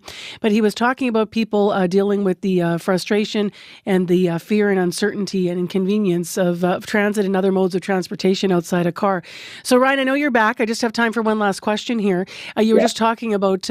for all the people that, daily are doing this, not just that you did this for a time and had that ability to get a car again, but for those that don't, how do we improve the system? Like, what would you say? Because I know you also lived in Toronto, for example. If we were to improve the public transit system or the system of getting around without a car in Winnipeg, given that you've been through trying this, what would you say? What should we do? I think some of the things I'm hearing right now at the city are the right direction. I've heard things like Mayor Gillingham talking about how the active transportation master plan, which was adopted a couple of years ago, is moving towards implementation. And what I would say what needs to happen is that frequency model frequency really is key with everything. And what we need to see is the implementation of that transit master plan and both its short-term and long-term vision as fast as possible. Thank you very much for sharing your experience with us. Really appreciate having you on the show. Thank you very much. That's Ryan Palmquist, Winnipegger that went without a car for over a year. I'd love to hear from you if you're someone that's done that, or if you're someone that just has never had a car. You're always using transit and walking. It's just your life. How do you want to see things improved out there? 788-3205 is the listener line. It's 7:25 on the nose. It's time for Morning Sports with Scott Regehr. Hello. Hey there, Marcy. So day 4 of the Para-Pan Am Games in Chile. How's Canada doing so far? Quite well, sitting in 8th in overall medals compared to a 6th place finish at the last games. There are high hopes, Marcy, in team sports where the country's men are defending silver medalists in both wheelchair rugby as well as basketball. So far, so good in Santiago. Both those teams are undefeated at this juncture and headed towards the quarterfinals. Meanwhile, in goalball, the Canadian women are looking to improve on the bronze that they won at the last games, and they beat Peru yesterday to move to 1-1. Marathon Ontario's Whitney Bogart is one of the stars of the team. It's just great to see people's interest in it because it's so not known, and then you kind of, when you try to explain it, people are kind of like, huh, and then they see it and it's like, oh, okay. So it's I don't know, it feels good to know people like our sport, and it's nice to see people wanting to watch us and wanting to try it. It's pretty fun. Goalball, for those of you unfamiliar with it, it's a bit like 3-on-3 handball for visually impaired athletes. Players wear blindfolds and they rely completely on their hearing to locate the ball, which has bells inside it. And the crowd is actually encouraged not to make noise during the course of play, but if you score a goal, then you can cheer all you like. But very interesting. Up on our website this morning, you can see highlights of goalball as part of a story that Devin Haru has done. Canada will play the host from Chile today, and if they can win a gold medal, the Canadians will book a coveted spot at the Paralympics. Meantime, it's a big day for Canada in both soccer and in tennis. It is. So the country's men's teams, Marcy, are both in action. Tennis's Davis Cup finals get underway today in Spain, and the Canadians, led by Felix Auger-Aliassime, will play Finland. They're defending Davis Cup champions, having won for the first time in more than the century-long existence of this tournament last year. And they've got a tough act to follow after Leylah Fernandez led Canada to the women's world title earlier this month, of course. As for soccer, sweatpants are back, baby. Sweatpants are back, baby. That's the sound of Milan Borjan practicing ahead of tonight's match against Jamaica. It's taking place in Toronto, where it's going to be cold and rainy tonight. I'm sure the Jamaicans will love that. Borjan's known for wearing old-school sweatpants, Marcy. In fact, if you were to go to the Canadian Soccer Hall of Fame in Ottawa right now, you'd see a pair of his sweatpants on display. That's because of his play in helping the country get to the World Cup last year in Qatar. So even a draw for the Canadians tonight against Jamaica would be enough to qualify them for next year's Copa America, the biggest tournament in South America, which would give them a chance to play against the likes of Lionel Messi and the world champions from Argentina. I should probably pretend I don't love sweatpants, but I love sweatpants. You and I both. Let's finish with hockey. We're an unlikely team, actually. It looks like an early favorite and Canada's long Stanley Cup drought.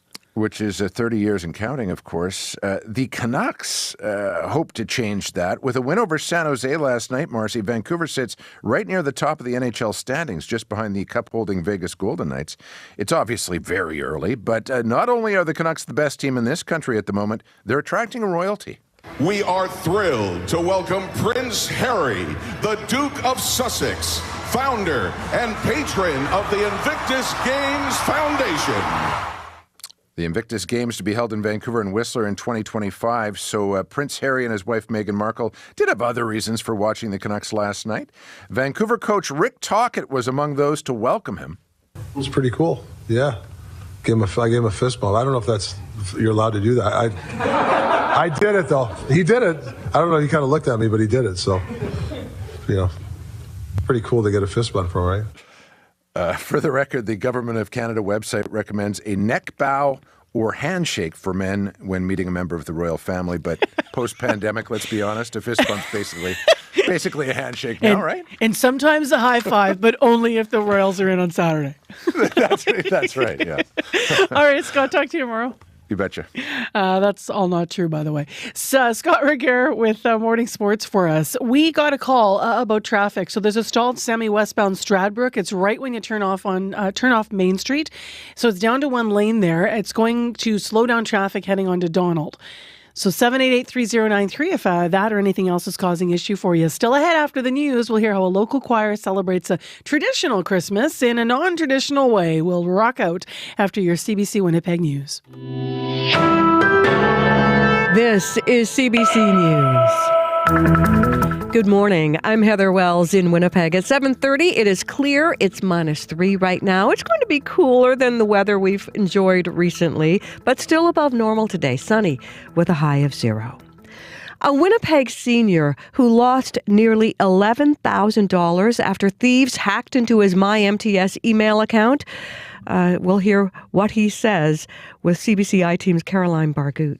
Last December, Dennis Popkis noticed something was going on with his cell phone. He could receive calls, but couldn't get into his texts or emails. He called Bell MTS and discovered someone hacked into his account again. This happened 14 months ago, and Bell assured me that this would never happen again. But it did. And this time, the hackers stole nearly $11,000. In court documents, Winnipeg police say MyMTS email accounts have weaker security and that officers were investigating 20 similar fraud cases. Bell MTS says they've improved a number of threat detection defenses to make their email accounts more secure. It's very widespread. Cybersecurity expert Adam Krager says security fraud is on the rise, but you could do more to protect yourself, like beefing up your passwords and answers to security questions. One of the best cases there is to pick a strong password to avoid using things like initials, birthdays, facts about you. Lucky for Popkis, the bank covered his losses. Caroline Bargut, CBC News, Winnipeg. A Winnipeg family who went car-free to cut down on their carbon footprint has thrown in the towel. Ryan Palmquist says they bought a minivan to avoid having to rely on Winnipeg Transit this winter. He says they often found themselves waiting as long as 40 minutes with their 2 young children to get on a bus. They say after having another baby this year, minding the kids that long along a busy street became too stressful. It wouldn't take much to make it work for us. Just a little bit more reliability. And if we had that 10-minute frequency, if we had those proper connecting routes, then yeah, we'd go right back to it in a heartbeat. Statistics Canada says transit users in Winnipeg earn an average of $36,000 a year. That's considerably less than the national average transit user of $49,000. And it suggests fewer higher earners take the bus in Winnipeg than in other Canadian cities. Manitoba's NDP government is set to lay out its plans in a throne speech at the legislature today, 7 weeks after winning the provincial election. The speech is likely to repeat many of the promises Premier Wab Kinew made during the campaign. Among those, a temporary suspension of the provincial fuel tax to take effect January 1st to help people with inflation. Other new Democrat promises include ending mandatory overtime for nurses and creating neighborhood illness and injury clinics. The legislature is scheduled to sit for 12 days before the winter break. The speech from the throne will be read starting at 1:30 this afternoon. Winnipeg may ban the smoking of hookah pipes in restaurant, bars, and private clubs. City Council's Community Services Committee has voted to ask city staff to draft a bylaw banning hookah smoking inside businesses and on their patios.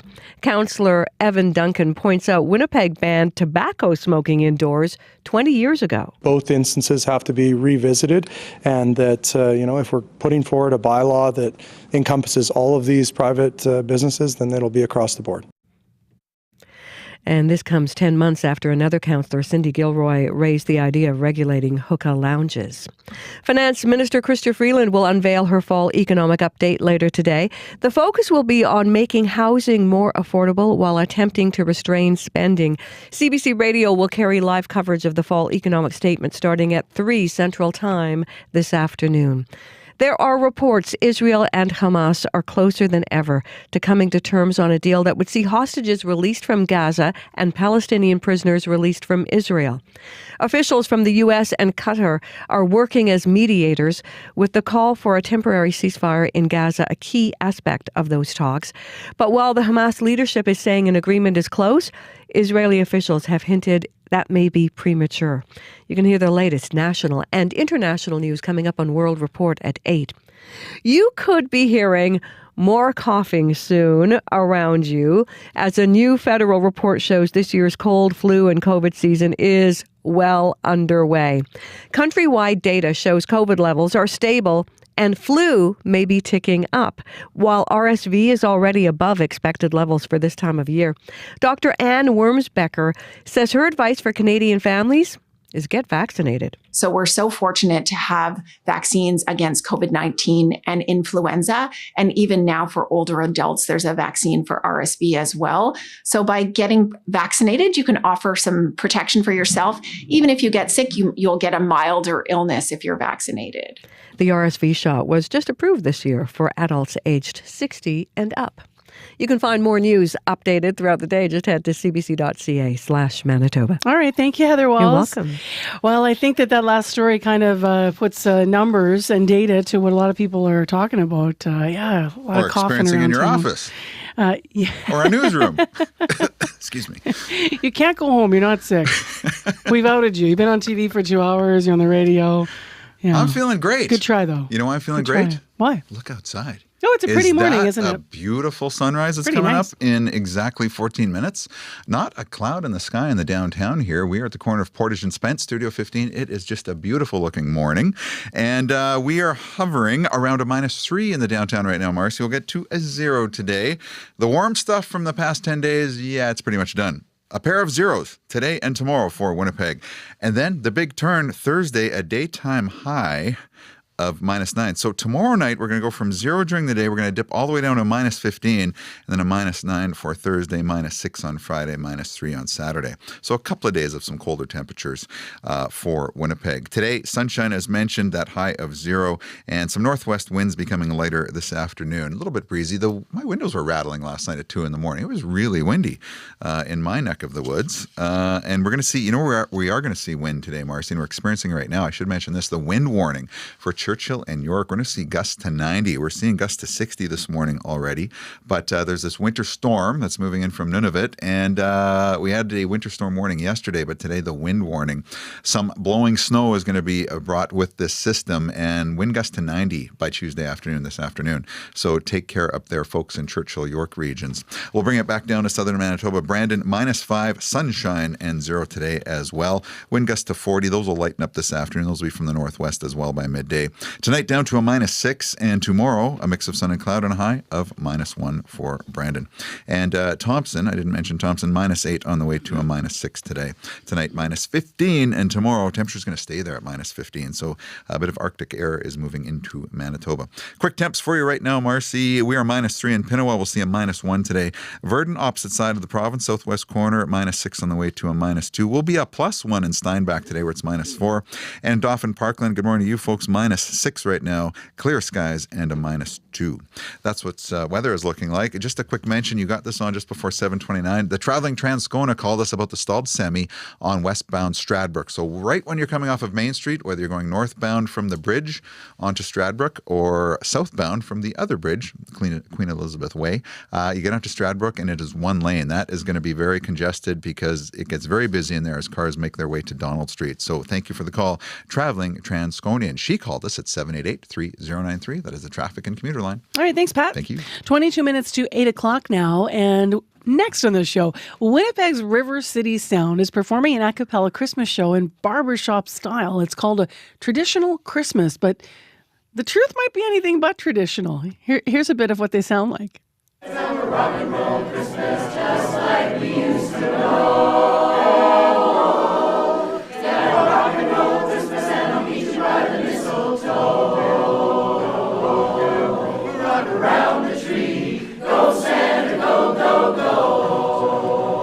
Their Christmas show is on November 25th at Prairie Spirit United Church in Winnipeg, and it's in support of Harvest Manitoba. CBC's Jim Agapito visited with members Gail Wharton and Rob Smith as they were practicing in the basement of St. Andrews River Heights United Church in Winnipeg. Yeah, I'm Gail. I do some of the choreography of the chorus here and marketing. I'm Rob, and I'm the president again. And I sing in the tenor section, and I've been a barber shopper in the city since 1988, and then before that in the country. So, what is River City Sound Barbershop Quartet? This is our 75th anniversary as a chapter. Incorporated in 1948, and it was called the Golden Chordsmen at that time. And a few years ago, when it became men and women singing together, then we changed the name to River City Sound. So we're about half and half. Jumped on the bandwagon to get here, didn't we? Yeah. So it's now men and women singing 4-part harmony. It's a cappella. We don't use accompaniment at all. And we have like a bass section, a bari section, a lead section, and a tenor section. And it's barbershop style. One of the things about barbershop style is that the melody part is the second part. There's a high harmony, which is the tenor, that sings above the melody. So the familiar tune that people know, that's sung by the lead singers, but there's a part that's above that, a high harmony, and there's a low harmony, which is the basses, and the baritones are kind of weaving this way and that to make out the 4-part chord, to fill in the chord. They give us all the leftovers, actually, and we fill in the chord, right, That's Rob? right. I'm a bari. You're a bari? What does that mean? A baritone. We fill in all the notes nobody else wants. You're not going to agree with me, Mr. Tenor. Well, I've heard that before. I bet you have. I think it's the type of chord structure is somewhat unique to barbershop, and actually it has its roots in the black south of the United States. It was music that came over with the slaves. Now, it was in the 1930s, it was co-opted by a bunch of white guys, and they said they were bringing back the old-time harmony. But really, the early barbershops of the 1880s and 1890s and vaudeville and so on, it was black singers singing on the street corners, improvising harmonies in this style, preserving their music. There's no accompaniment, correct? So how do you do that? Well, somebody blows a pitch pipe.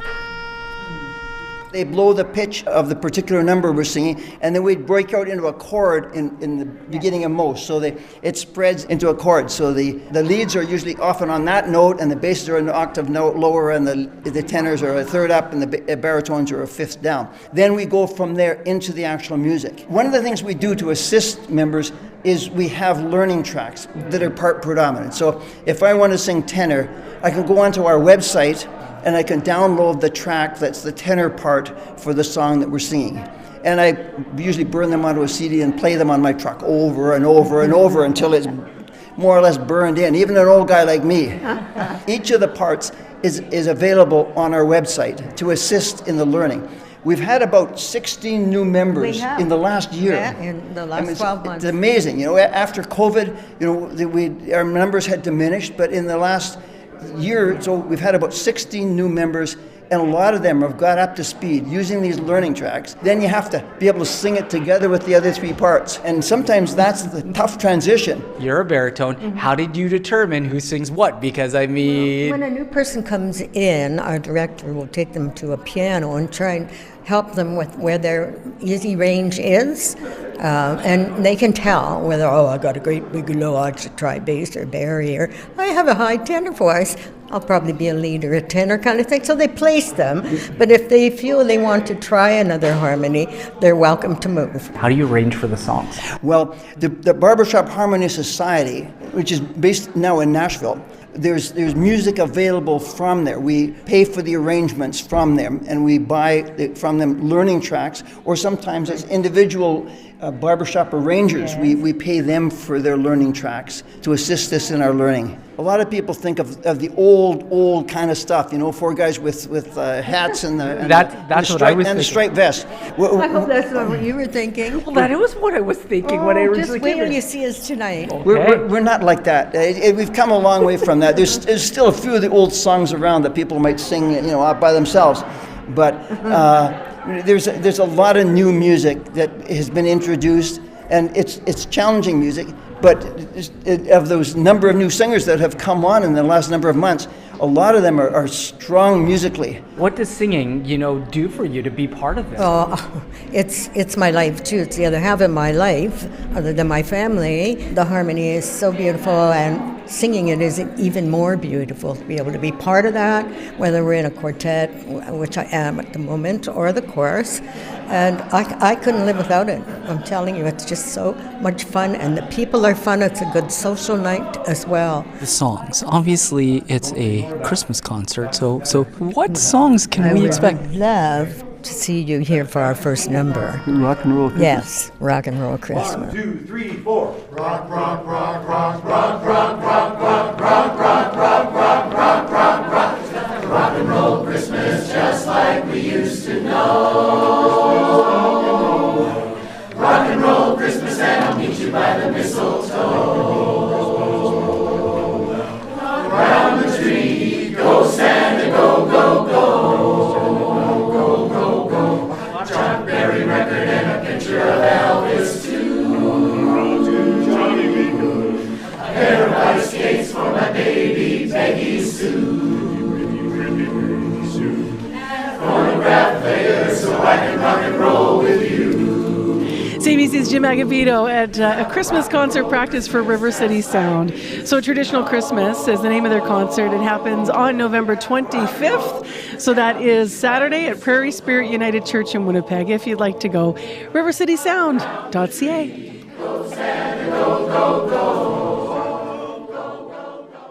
The Acme Corporation weaponized Wile E. Coyote. Butch puffed red apples in Pulp Fiction. It's not a motorcycle, baby, it's a chopper. And Homer downed a duck. Beer. Fake Hollywood brands on Under the Influence with Terry O'Reilly. Thursday morning at 11:30, 3:30 p.m. in Newfoundland. And on the CBC Listen app.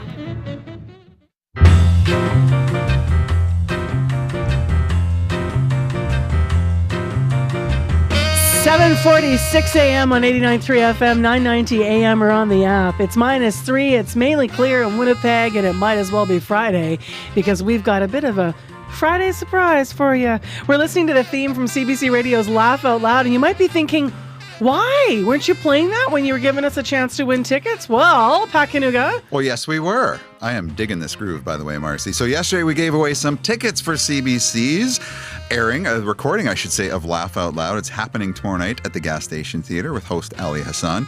So we heard jokes from kids yesterday. We played several of them and we were able to give away tickets for 2 And it was kids. heartbreaking because all the jokes were so good, but we only had 2 winners. Well, the producers of the show loved the jokes so much, they gave us more tickets to give away. So we're going to give them away. We'll be calling, Abby or I will be calling the parents after the show today. But we have tickets for Kyle, Xavier, Claire, Casey, and Cedric. So those are all jokes that we heard yesterday on the show, and you're all going to be going. You're going to get a pair of tickets for the taping tomorrow night. So if you're doing the math, everyone gets to go. Yay! It's like our Oprah moment. Tickets for you, and tickets for you, You and get tickets to for go you. to Laugh You Out get Loud. tickets. You get to go to Laugh Out Loud. I love that. So what they did, what they said, as Pat mentioned, was the kids were all so great. It was really sad to have to only pick 2. So everyone gets to go. I love that. There we go. So you'll reach out to families after the show? After the show, Abby or I will give the parents a call. So a little bit of happiness on this Tuesday morning. Love that. If you didn't win tickets, you can still check it out and go to Laugh Out Loud at the Gas Station Arts Centre in Winnipeg. The live recording of the CBC show is tomorrow.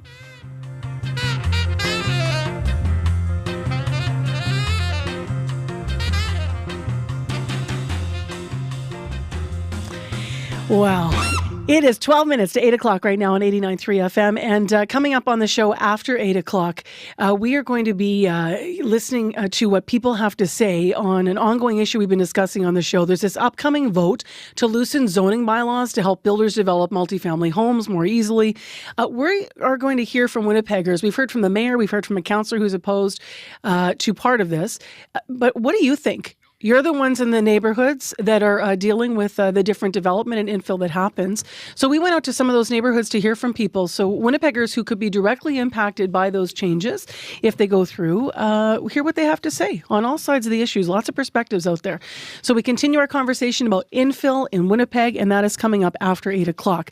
I should also mention that we are going to hear from the federal housing minister on the show this week as well. And of course, we expect housing is going to heavily weigh into the fiscal economic update that is is happening this afternoon, the federal fiscal update. So that is going to be preempting the top of Up to Speed. You'll hear full coverage of it here starting at 3 o'clock on CBC. Right now, as I've been mentioning in Winnipeg, it's -3. Brandon's clear as well, by the way, -5. And up in Thompson, light snow falling -8, and a wind warning in Churchill. Winds could gust up to 90 km today. Well, next on the show, as you may have been hearing in the news, a Winnipeg senior says that hackers stole $11,000 after taking control of his MyMTS email account. It's something he didn't discover until after the money was gone. The I-Team's Caroline Bargut is here to talk more about that. Good morning. Hi. Morning. How did this happen? So Dennis Popkis says it happened last December, and he was actually headed to a funeral on this day, and he realized that his cell phone wasn't working. He could receive calls, but he couldn't get into his text messages or his email. So he logged into his account online and he tried to answer the security questions, but they weren't being accepted. So he called Bell MTS tech support. And I said to him, I said, do you think I don't know what my mother's maiden name is? And he says, yeah, no, I think you do. But he said, I'm going to give you a special password to get in. Once you're in, go to your security questions. And he said, okay, the security question will come up, what is your mother's maiden name? He says, answer it. Then log out, go back in, and when the question comes up again, put your mom's maiden name in, and it let me in right away. And I said, so what happened? He says,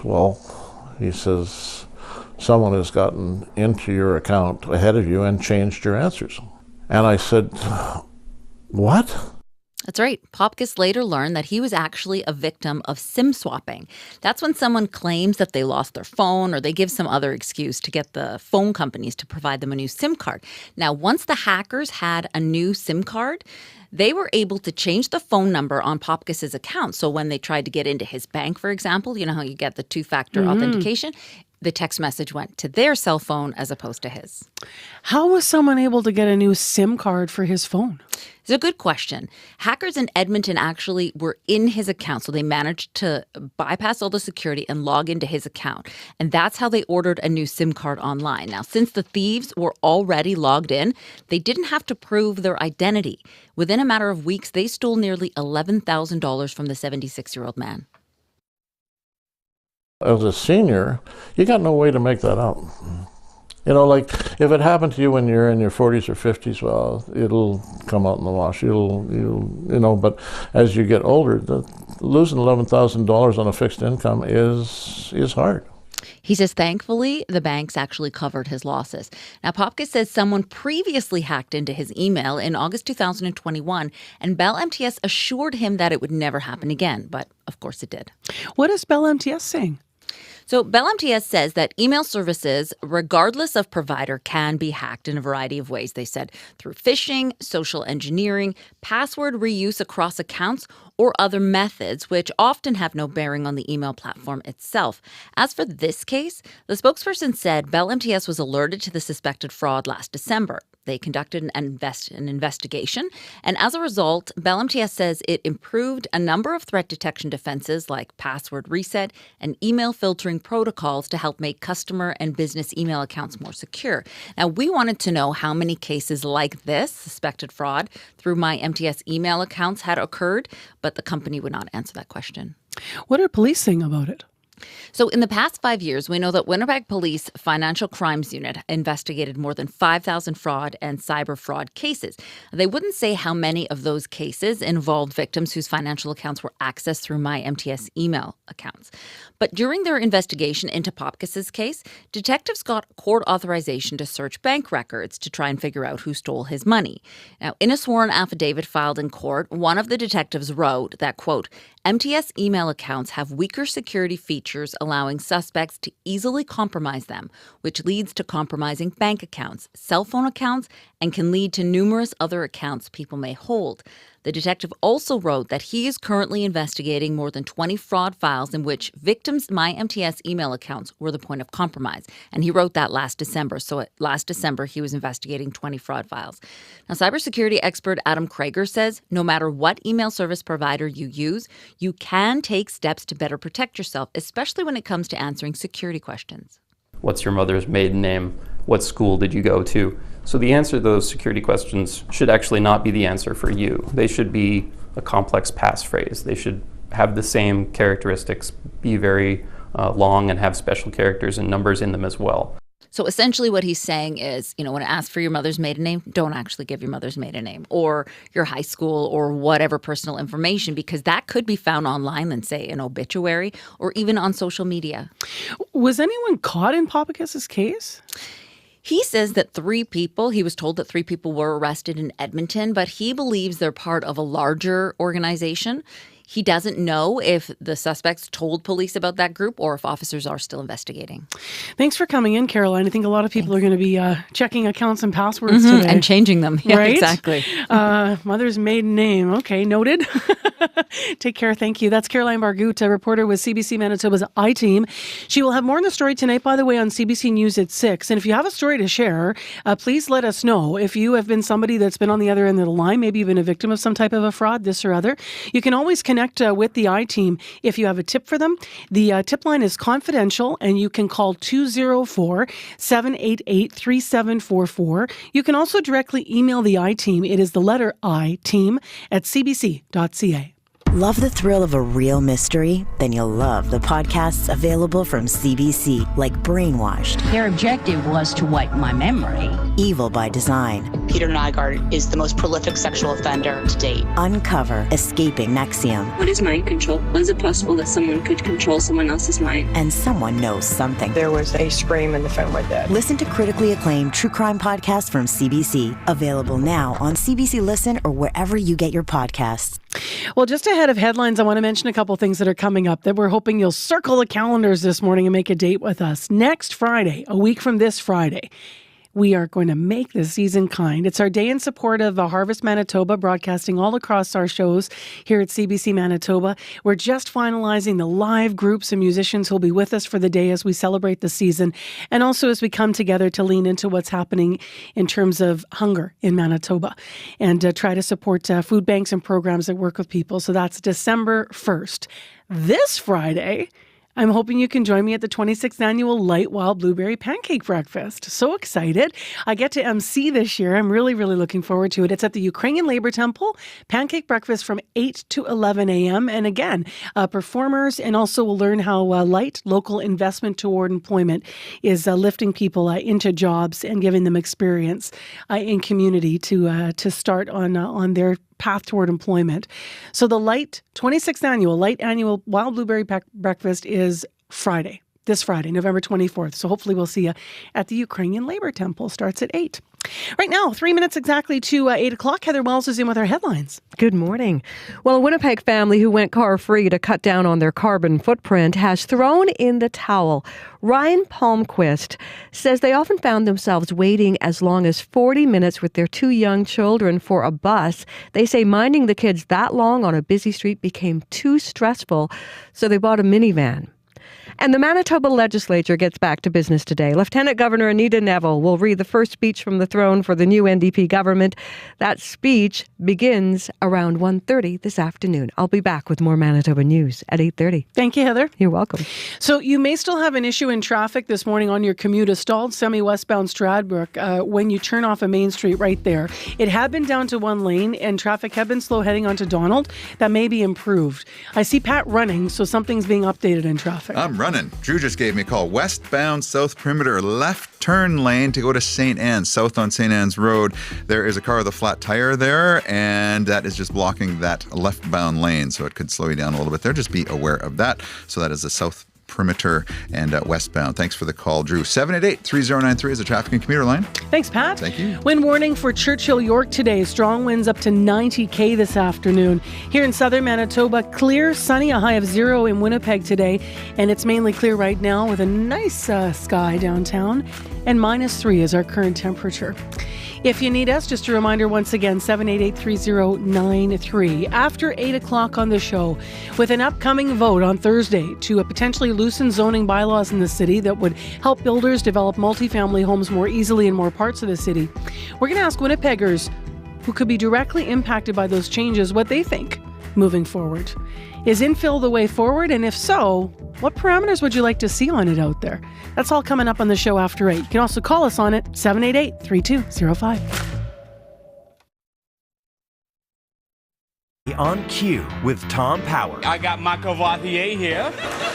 That's right. You might know Tim Meadows from his decade on Saturday Night Live. Now he's part of the new Nicolas Cage movie Dream Scenario. So Tim Meadows will be here to talk about his time on SNL and to tell some great stories about the late Canadian comedian Norm Macdonald. That's coming up on Q, followed by Commotion with Elamine Abdel Mahmoud on CBC Radio 1, the CBC Listen app, and everywhere you get your podcast. The CBC News is next. Coming up in half an hour, it's The Current with Matt Galloway. The World Health Organization has declared loneliness a global health threat, as bad for our health as smoking 15 cigarettes a day and worse than obesity or lack of exercise. How to make sure that people don't feel alone, coming up on The Current. This is World Report. Good morning from CBC News. I'm Marcia Young. Negotiations between Israel and Hamas appear close to a breakthrough. Israeli Prime Minister Benjamin Netanyahu says progress is being made on the release of the hostages. He is convening his war cabinet in about 2 hours. And the leader of Hamas also says it is close to reaching a truce with Israel. But families of hostages say they're frustrated waiting for a deal. Briar Stewart has the latest from Jerusalem. Outside of Israel's defense ministry in Tel Aviv, family and friends of the nearly 240 hostages still trapped in Gaza hold signs with pictures of their loved ones. Several family members had a chance to meet with Prime Minister Benjamin Netanyahu and his war cabinet and were angered by what they heard. This is incredibly disappointing. Udi Goren's cousin is among the hostages and says the government keeps talking about how focused it is on eliminating Hamas, which will take months or years. The hostages, he says, can't wait that long. People are dying. We know that for sure. We're talking about people's lives. We all feel that this should be the top priority. Israel says over the past 24 hours, its Air Force has struck 250 Hamas targets. And it released a video which it claims shows a factory producing weapons and drones under a mosque. Officials say thousands of Hamas fighters have been killed, but women and children are among the many victims. The official Palestinian news agency says 17 people were killed during a bombardment in an area known as the Nuseirat refugee camp. A Hamas official says part of the negotiations underway include talk of a limited truce and more aid coming into Gaza as part of a potential hostage deal.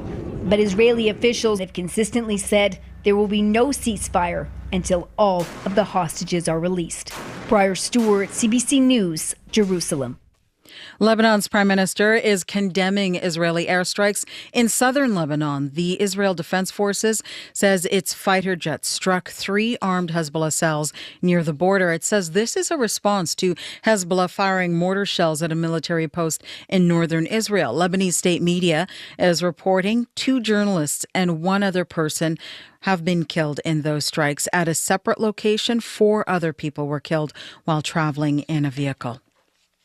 Ukraine is today marking 10 years since the Revolution of Dignity. November 21st, 2013 is also known as the Maidan or Euromaidan Revolution. Ukrainians began mass protests against a Kremlin-friendly regime ruling the country.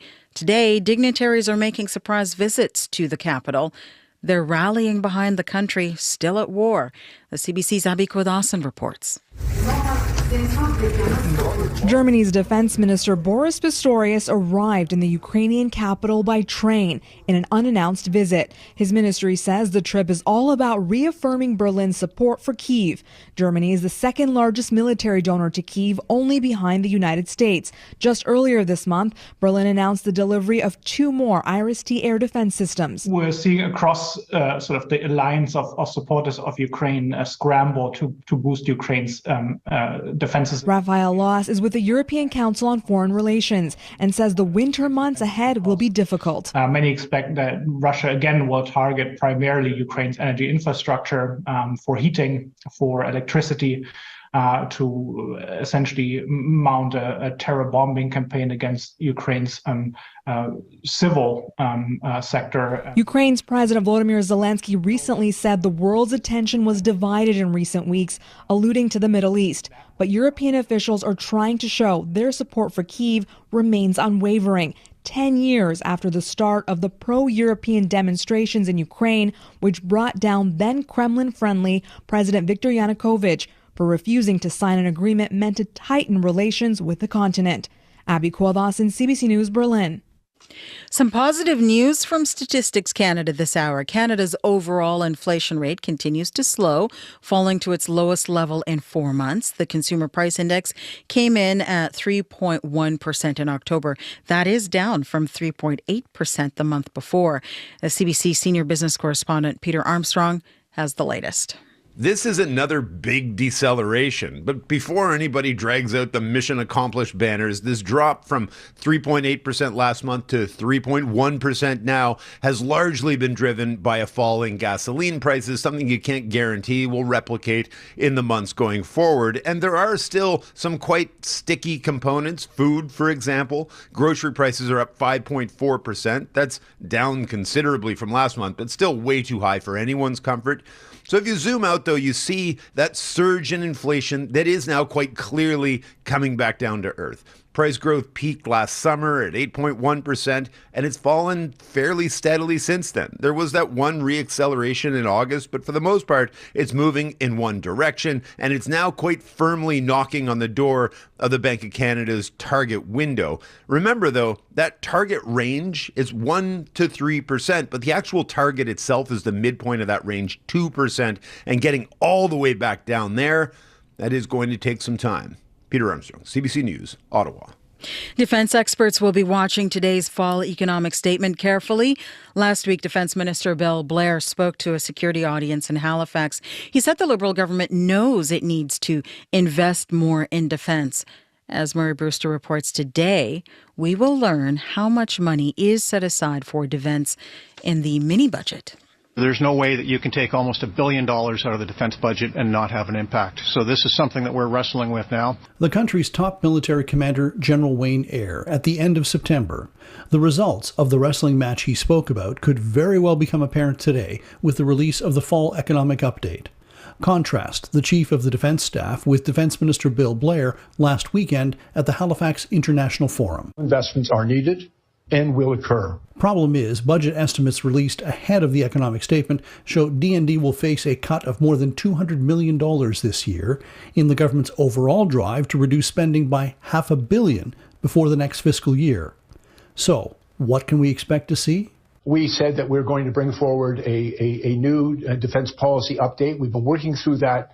The current fiscal environment that the country faces itself does require that defense policy update, recognize the fiscal challenges, and so it'll be part of our future budget processes. The Liberals' 2017 defense policy promised stable, predictable funding.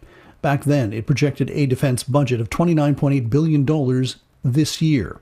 However, according to federal estimates, the budget will top out at $28.9 billion, with $500 million of that destined for Ukraine. Defense analysts argue even if the Liberals hit their budget reduction targets, the money being taken away from defense won't be returned. Murray Brewster, CBC News, Ottawa. You can catch CBC's special coverage of the fall economic statement this afternoon starting at 4 p.m. Eastern. That is on CBC Radio 1 and CBC News Network. You can also read extensive coverage at cbcnews.ca. Wild pigs are considered the most invasive large animal on the planet. Saskatchewan spends hundreds of thousands of dollars to protect their crops. Now people in the Northwest Territories have been reporting sightings of the wild pigs. As Kate Kyle tells us, the Territory is desperately trying to keep them out.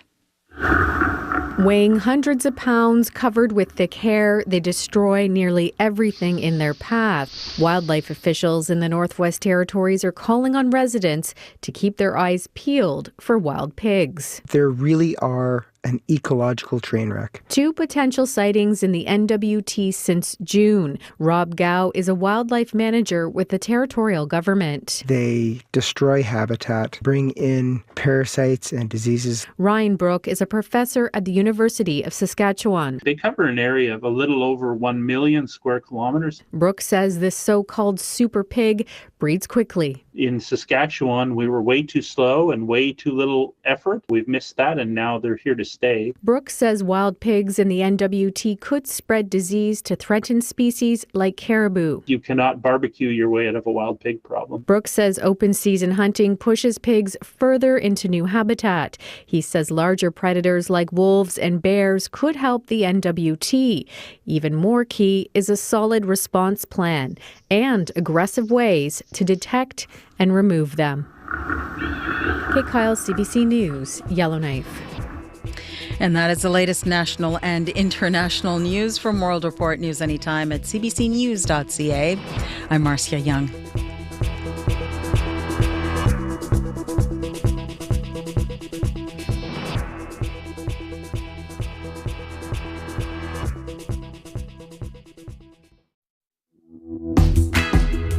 Well, a nice sky in downtown Winnipeg this morning, kind of a light blue with some wispy cloud. It's -4.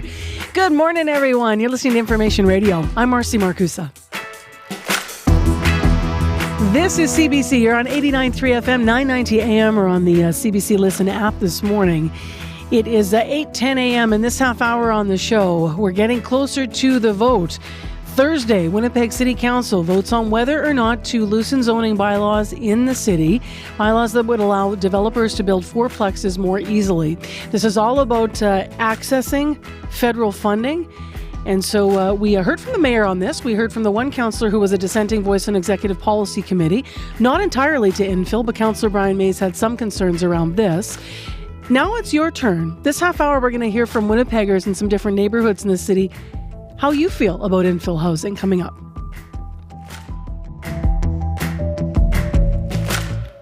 Right now, let's go to Heather Wells for details and headlines and other stories. Good morning. Good morning. Well, a Winnipeg senior warns anyone who has a Bell MTS email account to make sure your passwords and security answers are hard to crack. 76-year-old Dennis Popkis says hackers stole $11,000 after getting into his MyMTS email account. Had he waited longer to get help, Popkis says they could have stolen even more. And the city of Winnipeg may ban the smoking of hookah pipes in restaurants, bars, and private clubs. City Council's Community Services Committees voted to ask city staff to draft a bylaw banning hookah, even cigar smoking inside businesses and on their patios. We'll hear more in our next local news at 8:30. All right. Thank you, Heather. You're welcome. Let's get to what's happening in this forecast. Pat, I mentioned how nice the sky's looking out there at our studio window. Yeah, a few little wispy clouds across from us to the south here at the corner of Portage and Spence. We're down 1 in the past hour. We just dropped to -4. We're stuck at -3 for the past several hours. We're going to get to a 0 today, though, with lots of sunshine. We have sunshine for much of the next several days, actually, Marcy. And a little bit of wind this morning, northwest 30. It'll lighten up this afternoon with that 0. And then tonight we'll dip down to a -5. And then the next few nights, cold, -15s for the next couple of nights from Tuesday or from Wednesday into Thursday, I should say. So -5 tonight, another 0 tomorrow, -15 tomorrow night, then into Thursday. No better than a -9 for a daytime high. It's going to feel pretty chilly compared to the balmy temperatures we've had for the past 10 days or so. No moisture in the forecast, though, for Winnipeg for the next several days here, just so you know. Over in Brandon, the temperature right now is -6 on the way to a 0 as well. Same kind of wind as Winnipeg, but northwest 20 to 40 will lighten up this afternoon. Tonight, a low of -6, and tomorrow, a high of -1. And Thompson, you're -8. You'll see a -6 today with mainly cloudy skies, and tonight -15. Tomorrow, temperature steady near -15. Just very briefly mention the wind warning for Churchill York regions because of a winter storm that's coming down from Nunavut. It's going to bring strong winds that could be gusting to 90 by this afternoon, 70 to 90 from the northwest, basically. And some snow is going to be coming along with that, so it could be could be some poor visibility at times with blowing snow. So know about that, Churchill York regions, and be careful up there. We've seen wind gusts to 60 already this morning in that region. In traffic, I'll just mention, we got that call from Drew just before World Report about South Perimeter westbound, where you turn onto St. Anne's Road to go south. There was a car or a vehicle with a flat tire that is blocking that turn lane. And also, we got a call from the traveling Transconian last hour about a stalled semi westbound Stradbrook, right when you come off of Main Street. So that could still be causing delays in there, because it'll be down to one lane on your way to Donald Street. Anything else to update us on, or update us on those two things? 788-3093 is the traffic and commuter line.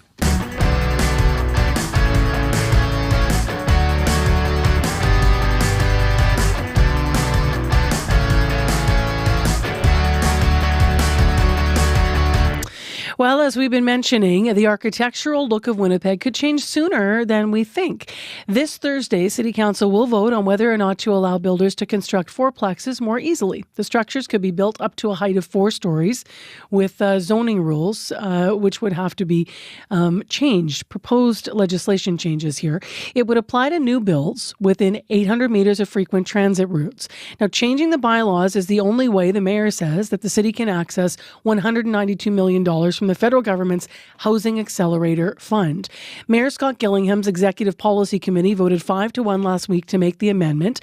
And when the mayor was on the show, he said there would still be time for a made in Winnipeg solution and tweaks to be made. But he'd like this to go through to access the funding. Now, the one dissenting vote on Executive Policy Committee was St. Vital Councillor Brian Mays. He was on the show yesterday.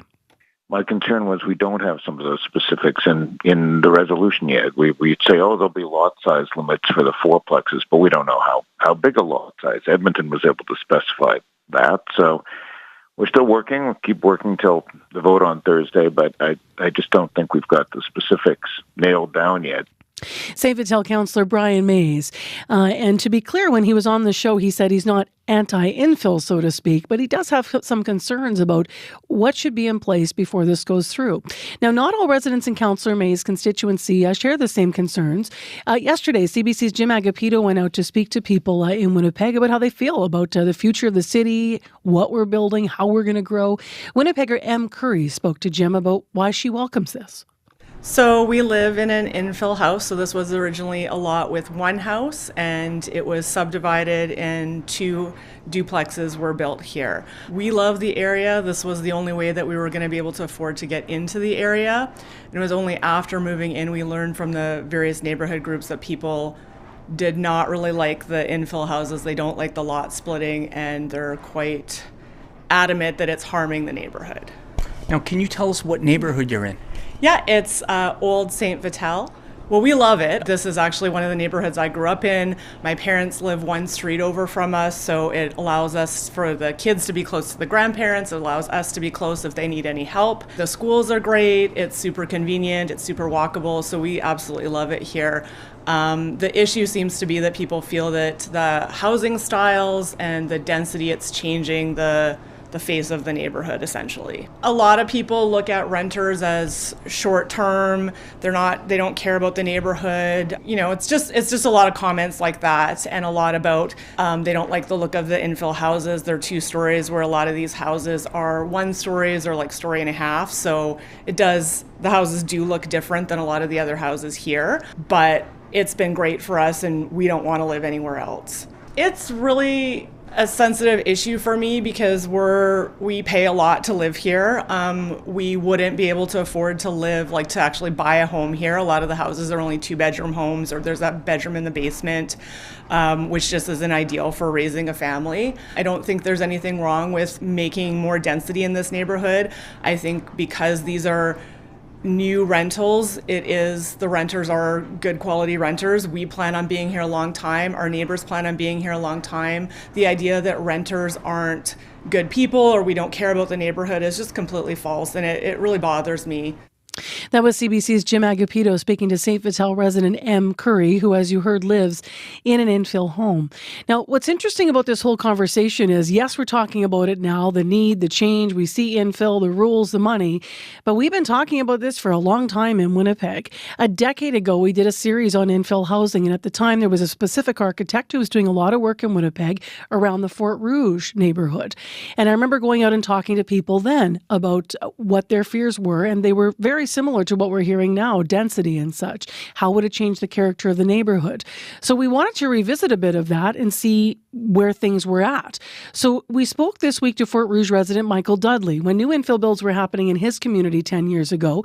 At the time, he worked with the Urban Studies Institute at the University of Winnipeg as an urban planner. Now, he's since moved on from that department, but he's still in Winnipeg. So CBC's Jim Agapito spoke to him about he feels about his changed neighborhood today. The level of infill development has really intensified. There's a new lot going on just a block west of us. They just did the foundation. It's going to be, I think, a 9-unit apartment building. 2 doors to the east of us, there was a very unique condo development purpose-built for the site that stretches from McMillan to Wellington Crescent. I don't know what stage that development is at right now, but it's a fascinating-looking building. But there's no one in it at the moment, so we're hoping new owners will move in. But there's been quite a few 9-unit apartments going in where large houses used to be. There's a fascinating condo development going up on Wellington Crescent that's a 6-unit, looks like a series of black shoeboxes stacked on each other. So the diversity of the architectural styles in the neighborhood, a lot of these don't entirely fit in, I guess, with, the early 20th century aesthetic. Personally, I don't mind that. I know my wife feels differently. I think she'd like to see more of the turn of the last century aesthetic maintained. But I like, the variety. There is a 4-plex that went in where a single-family home used to be. I think that having a default zoning bylaw that would allow developers to build multifamily housing up to 4 units without having to go through expensive and lengthy zoning hearings is a good idea. Housing, we have such a housing affordability crisis that anything that we can do to improve density is a good thing. We don't all need to have single-family homes, so having more of a variety. I'd like to see default, so-called granny flat zoning, so you could put in a housing unit, a rental suite over your garage, for example. I know Vancouver did that. I'm excited about what's happening in the McMillan neighborhood. In Osborne Village, we've got 2 gigantic apartment buildings. Really excited about the one just north of Confusion Corner because that one has retail on the ground floor. So that's really exciting to see. I'm excited and optimistic. You did welcome that development 10 years ago. Now it's 10 years later. How do you feel about it now? I really am pleased with how much has changed in our neighborhood. There are still some houses on our street that are boarded up. 6 houses got torn down to the block east of us a few months ago, and nothing's happened. I thought a large apartment complex was going to go there. I don't know what's happened to that development, but my wife and I are very much looking forward to that being built up. There's still more that can be done, but certainly a lot of growth and change. It's good to see. The variety is good. I think some of the finishing that the decisions that have been made about materials, like finished wood exteriors that just in a few years have not aged well and are going to have to be refinished and stained. I think some of the material choices could be questioned, but other than that, in terms of the form, the variety, I'm happy with that. We asked you what you wanted your neighborhood to look like in 10 years. Now it's 10 years now. I'm curious, do you like where it's gone? Yeah, I do. Fort Rouge resident Michael Dudley speaking to CBC's Jim Agapito, and you could hear there that we did speak to Michael Dudley some 10 years ago to look at Fort Rouge at the time when infill and different architectural designs were moving into what is a neighborhood in Winnipeg that's very central and full of a lot of character homes and old homes. So we're seeing a lot of mature neighborhoods that, the city is saying we need density, we need to figure out a way and find a way. So on Thursday, they'll vote on the proposed changes to try to access federal funding, the mayor says, to build infill in different neighborhoods and at a different pace, a faster pace. So that vote coming up Thursday. If you want to weigh in on your thoughts on infill, on housing, on where we go from here. You can always call the listener line, 788-3205. And we hope you do, because the federal housing minister is going to be on Information Radio as well this week to talk more about this. And right before we leave this issue, speaking of the feds and housing, we expect this afternoon we're going to hear a whole lot more about the way forward from a national perspective. Finance Minister Chrystia Freeland has her federal fall economic statement coming out this afternoon, and housing is widely expected to be top of the list. So that radio special starts at 3 o'clock. Hi, I'm Paul Havershrud, host of The Cost of Living, a national business show that looks at everything the world of money touches, which, admittedly, is a lot of stuff. The Cost of Living. Go beyond the facts and figures and discover the compelling business stories that affect the day-to-day lives of Canadians right across the country. Economics, business, and you. The Cost of Living with host Paul Havershrud. Available now on CBC Listen. 8:24 a.m. It's -4 in Winnipeg. It's mainly clear, and we'll have a high of 0 today with lots of sunshine. Out our studio window, pretty nice out there if you're walking or biking.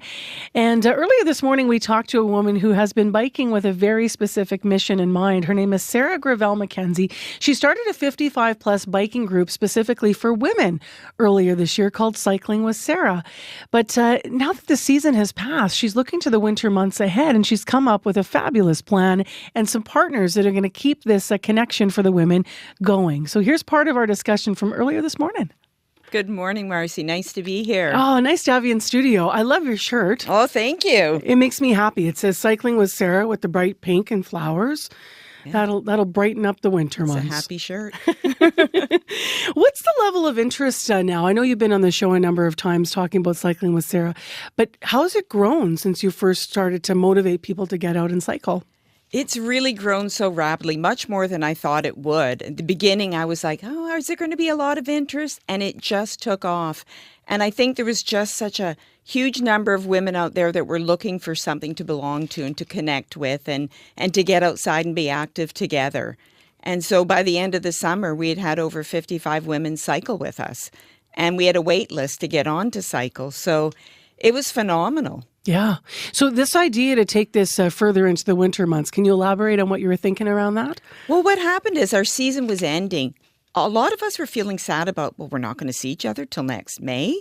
And so I sort of thought, myself and Rose McDonald, who's the co-founder, we said, why not do hiking? Why not stay active with these lovely ladies 12 months of the year? So we started a fall hiking series, and we hike Mondays and Thursdays at 1 o'clock. And we hike for about an hour to an hour and a half.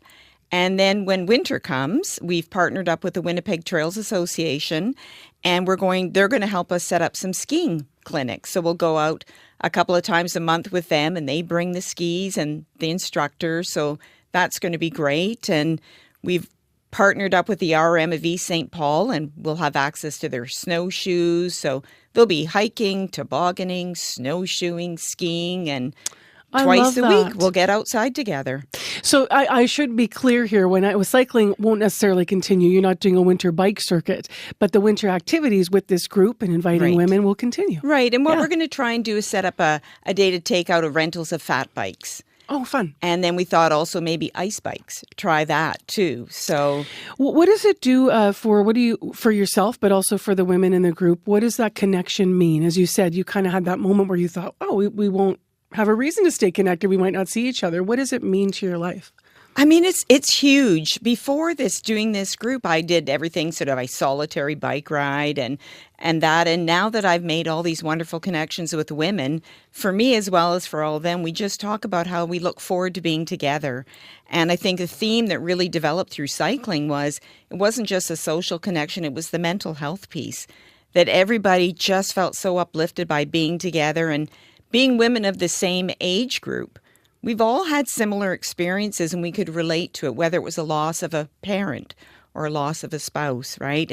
And we just intuitively understood each other, and I think that's made such a difference for all of us. What's the range of ages of women that you've got in your group, roughly? Yeah, 55 to join, and the oldest is 72.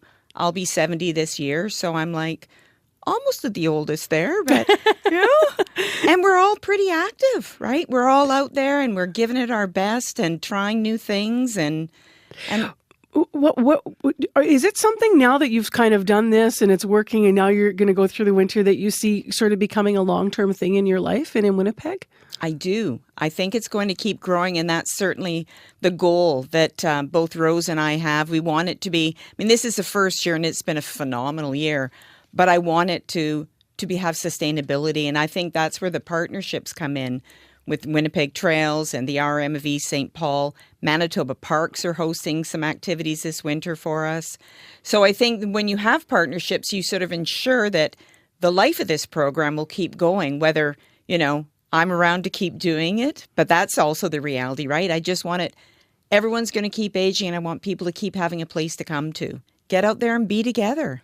One of my favorite ads right now is these 3 women sitting on a park bench, and they're older women, and they're watching children go down a toboggan hill.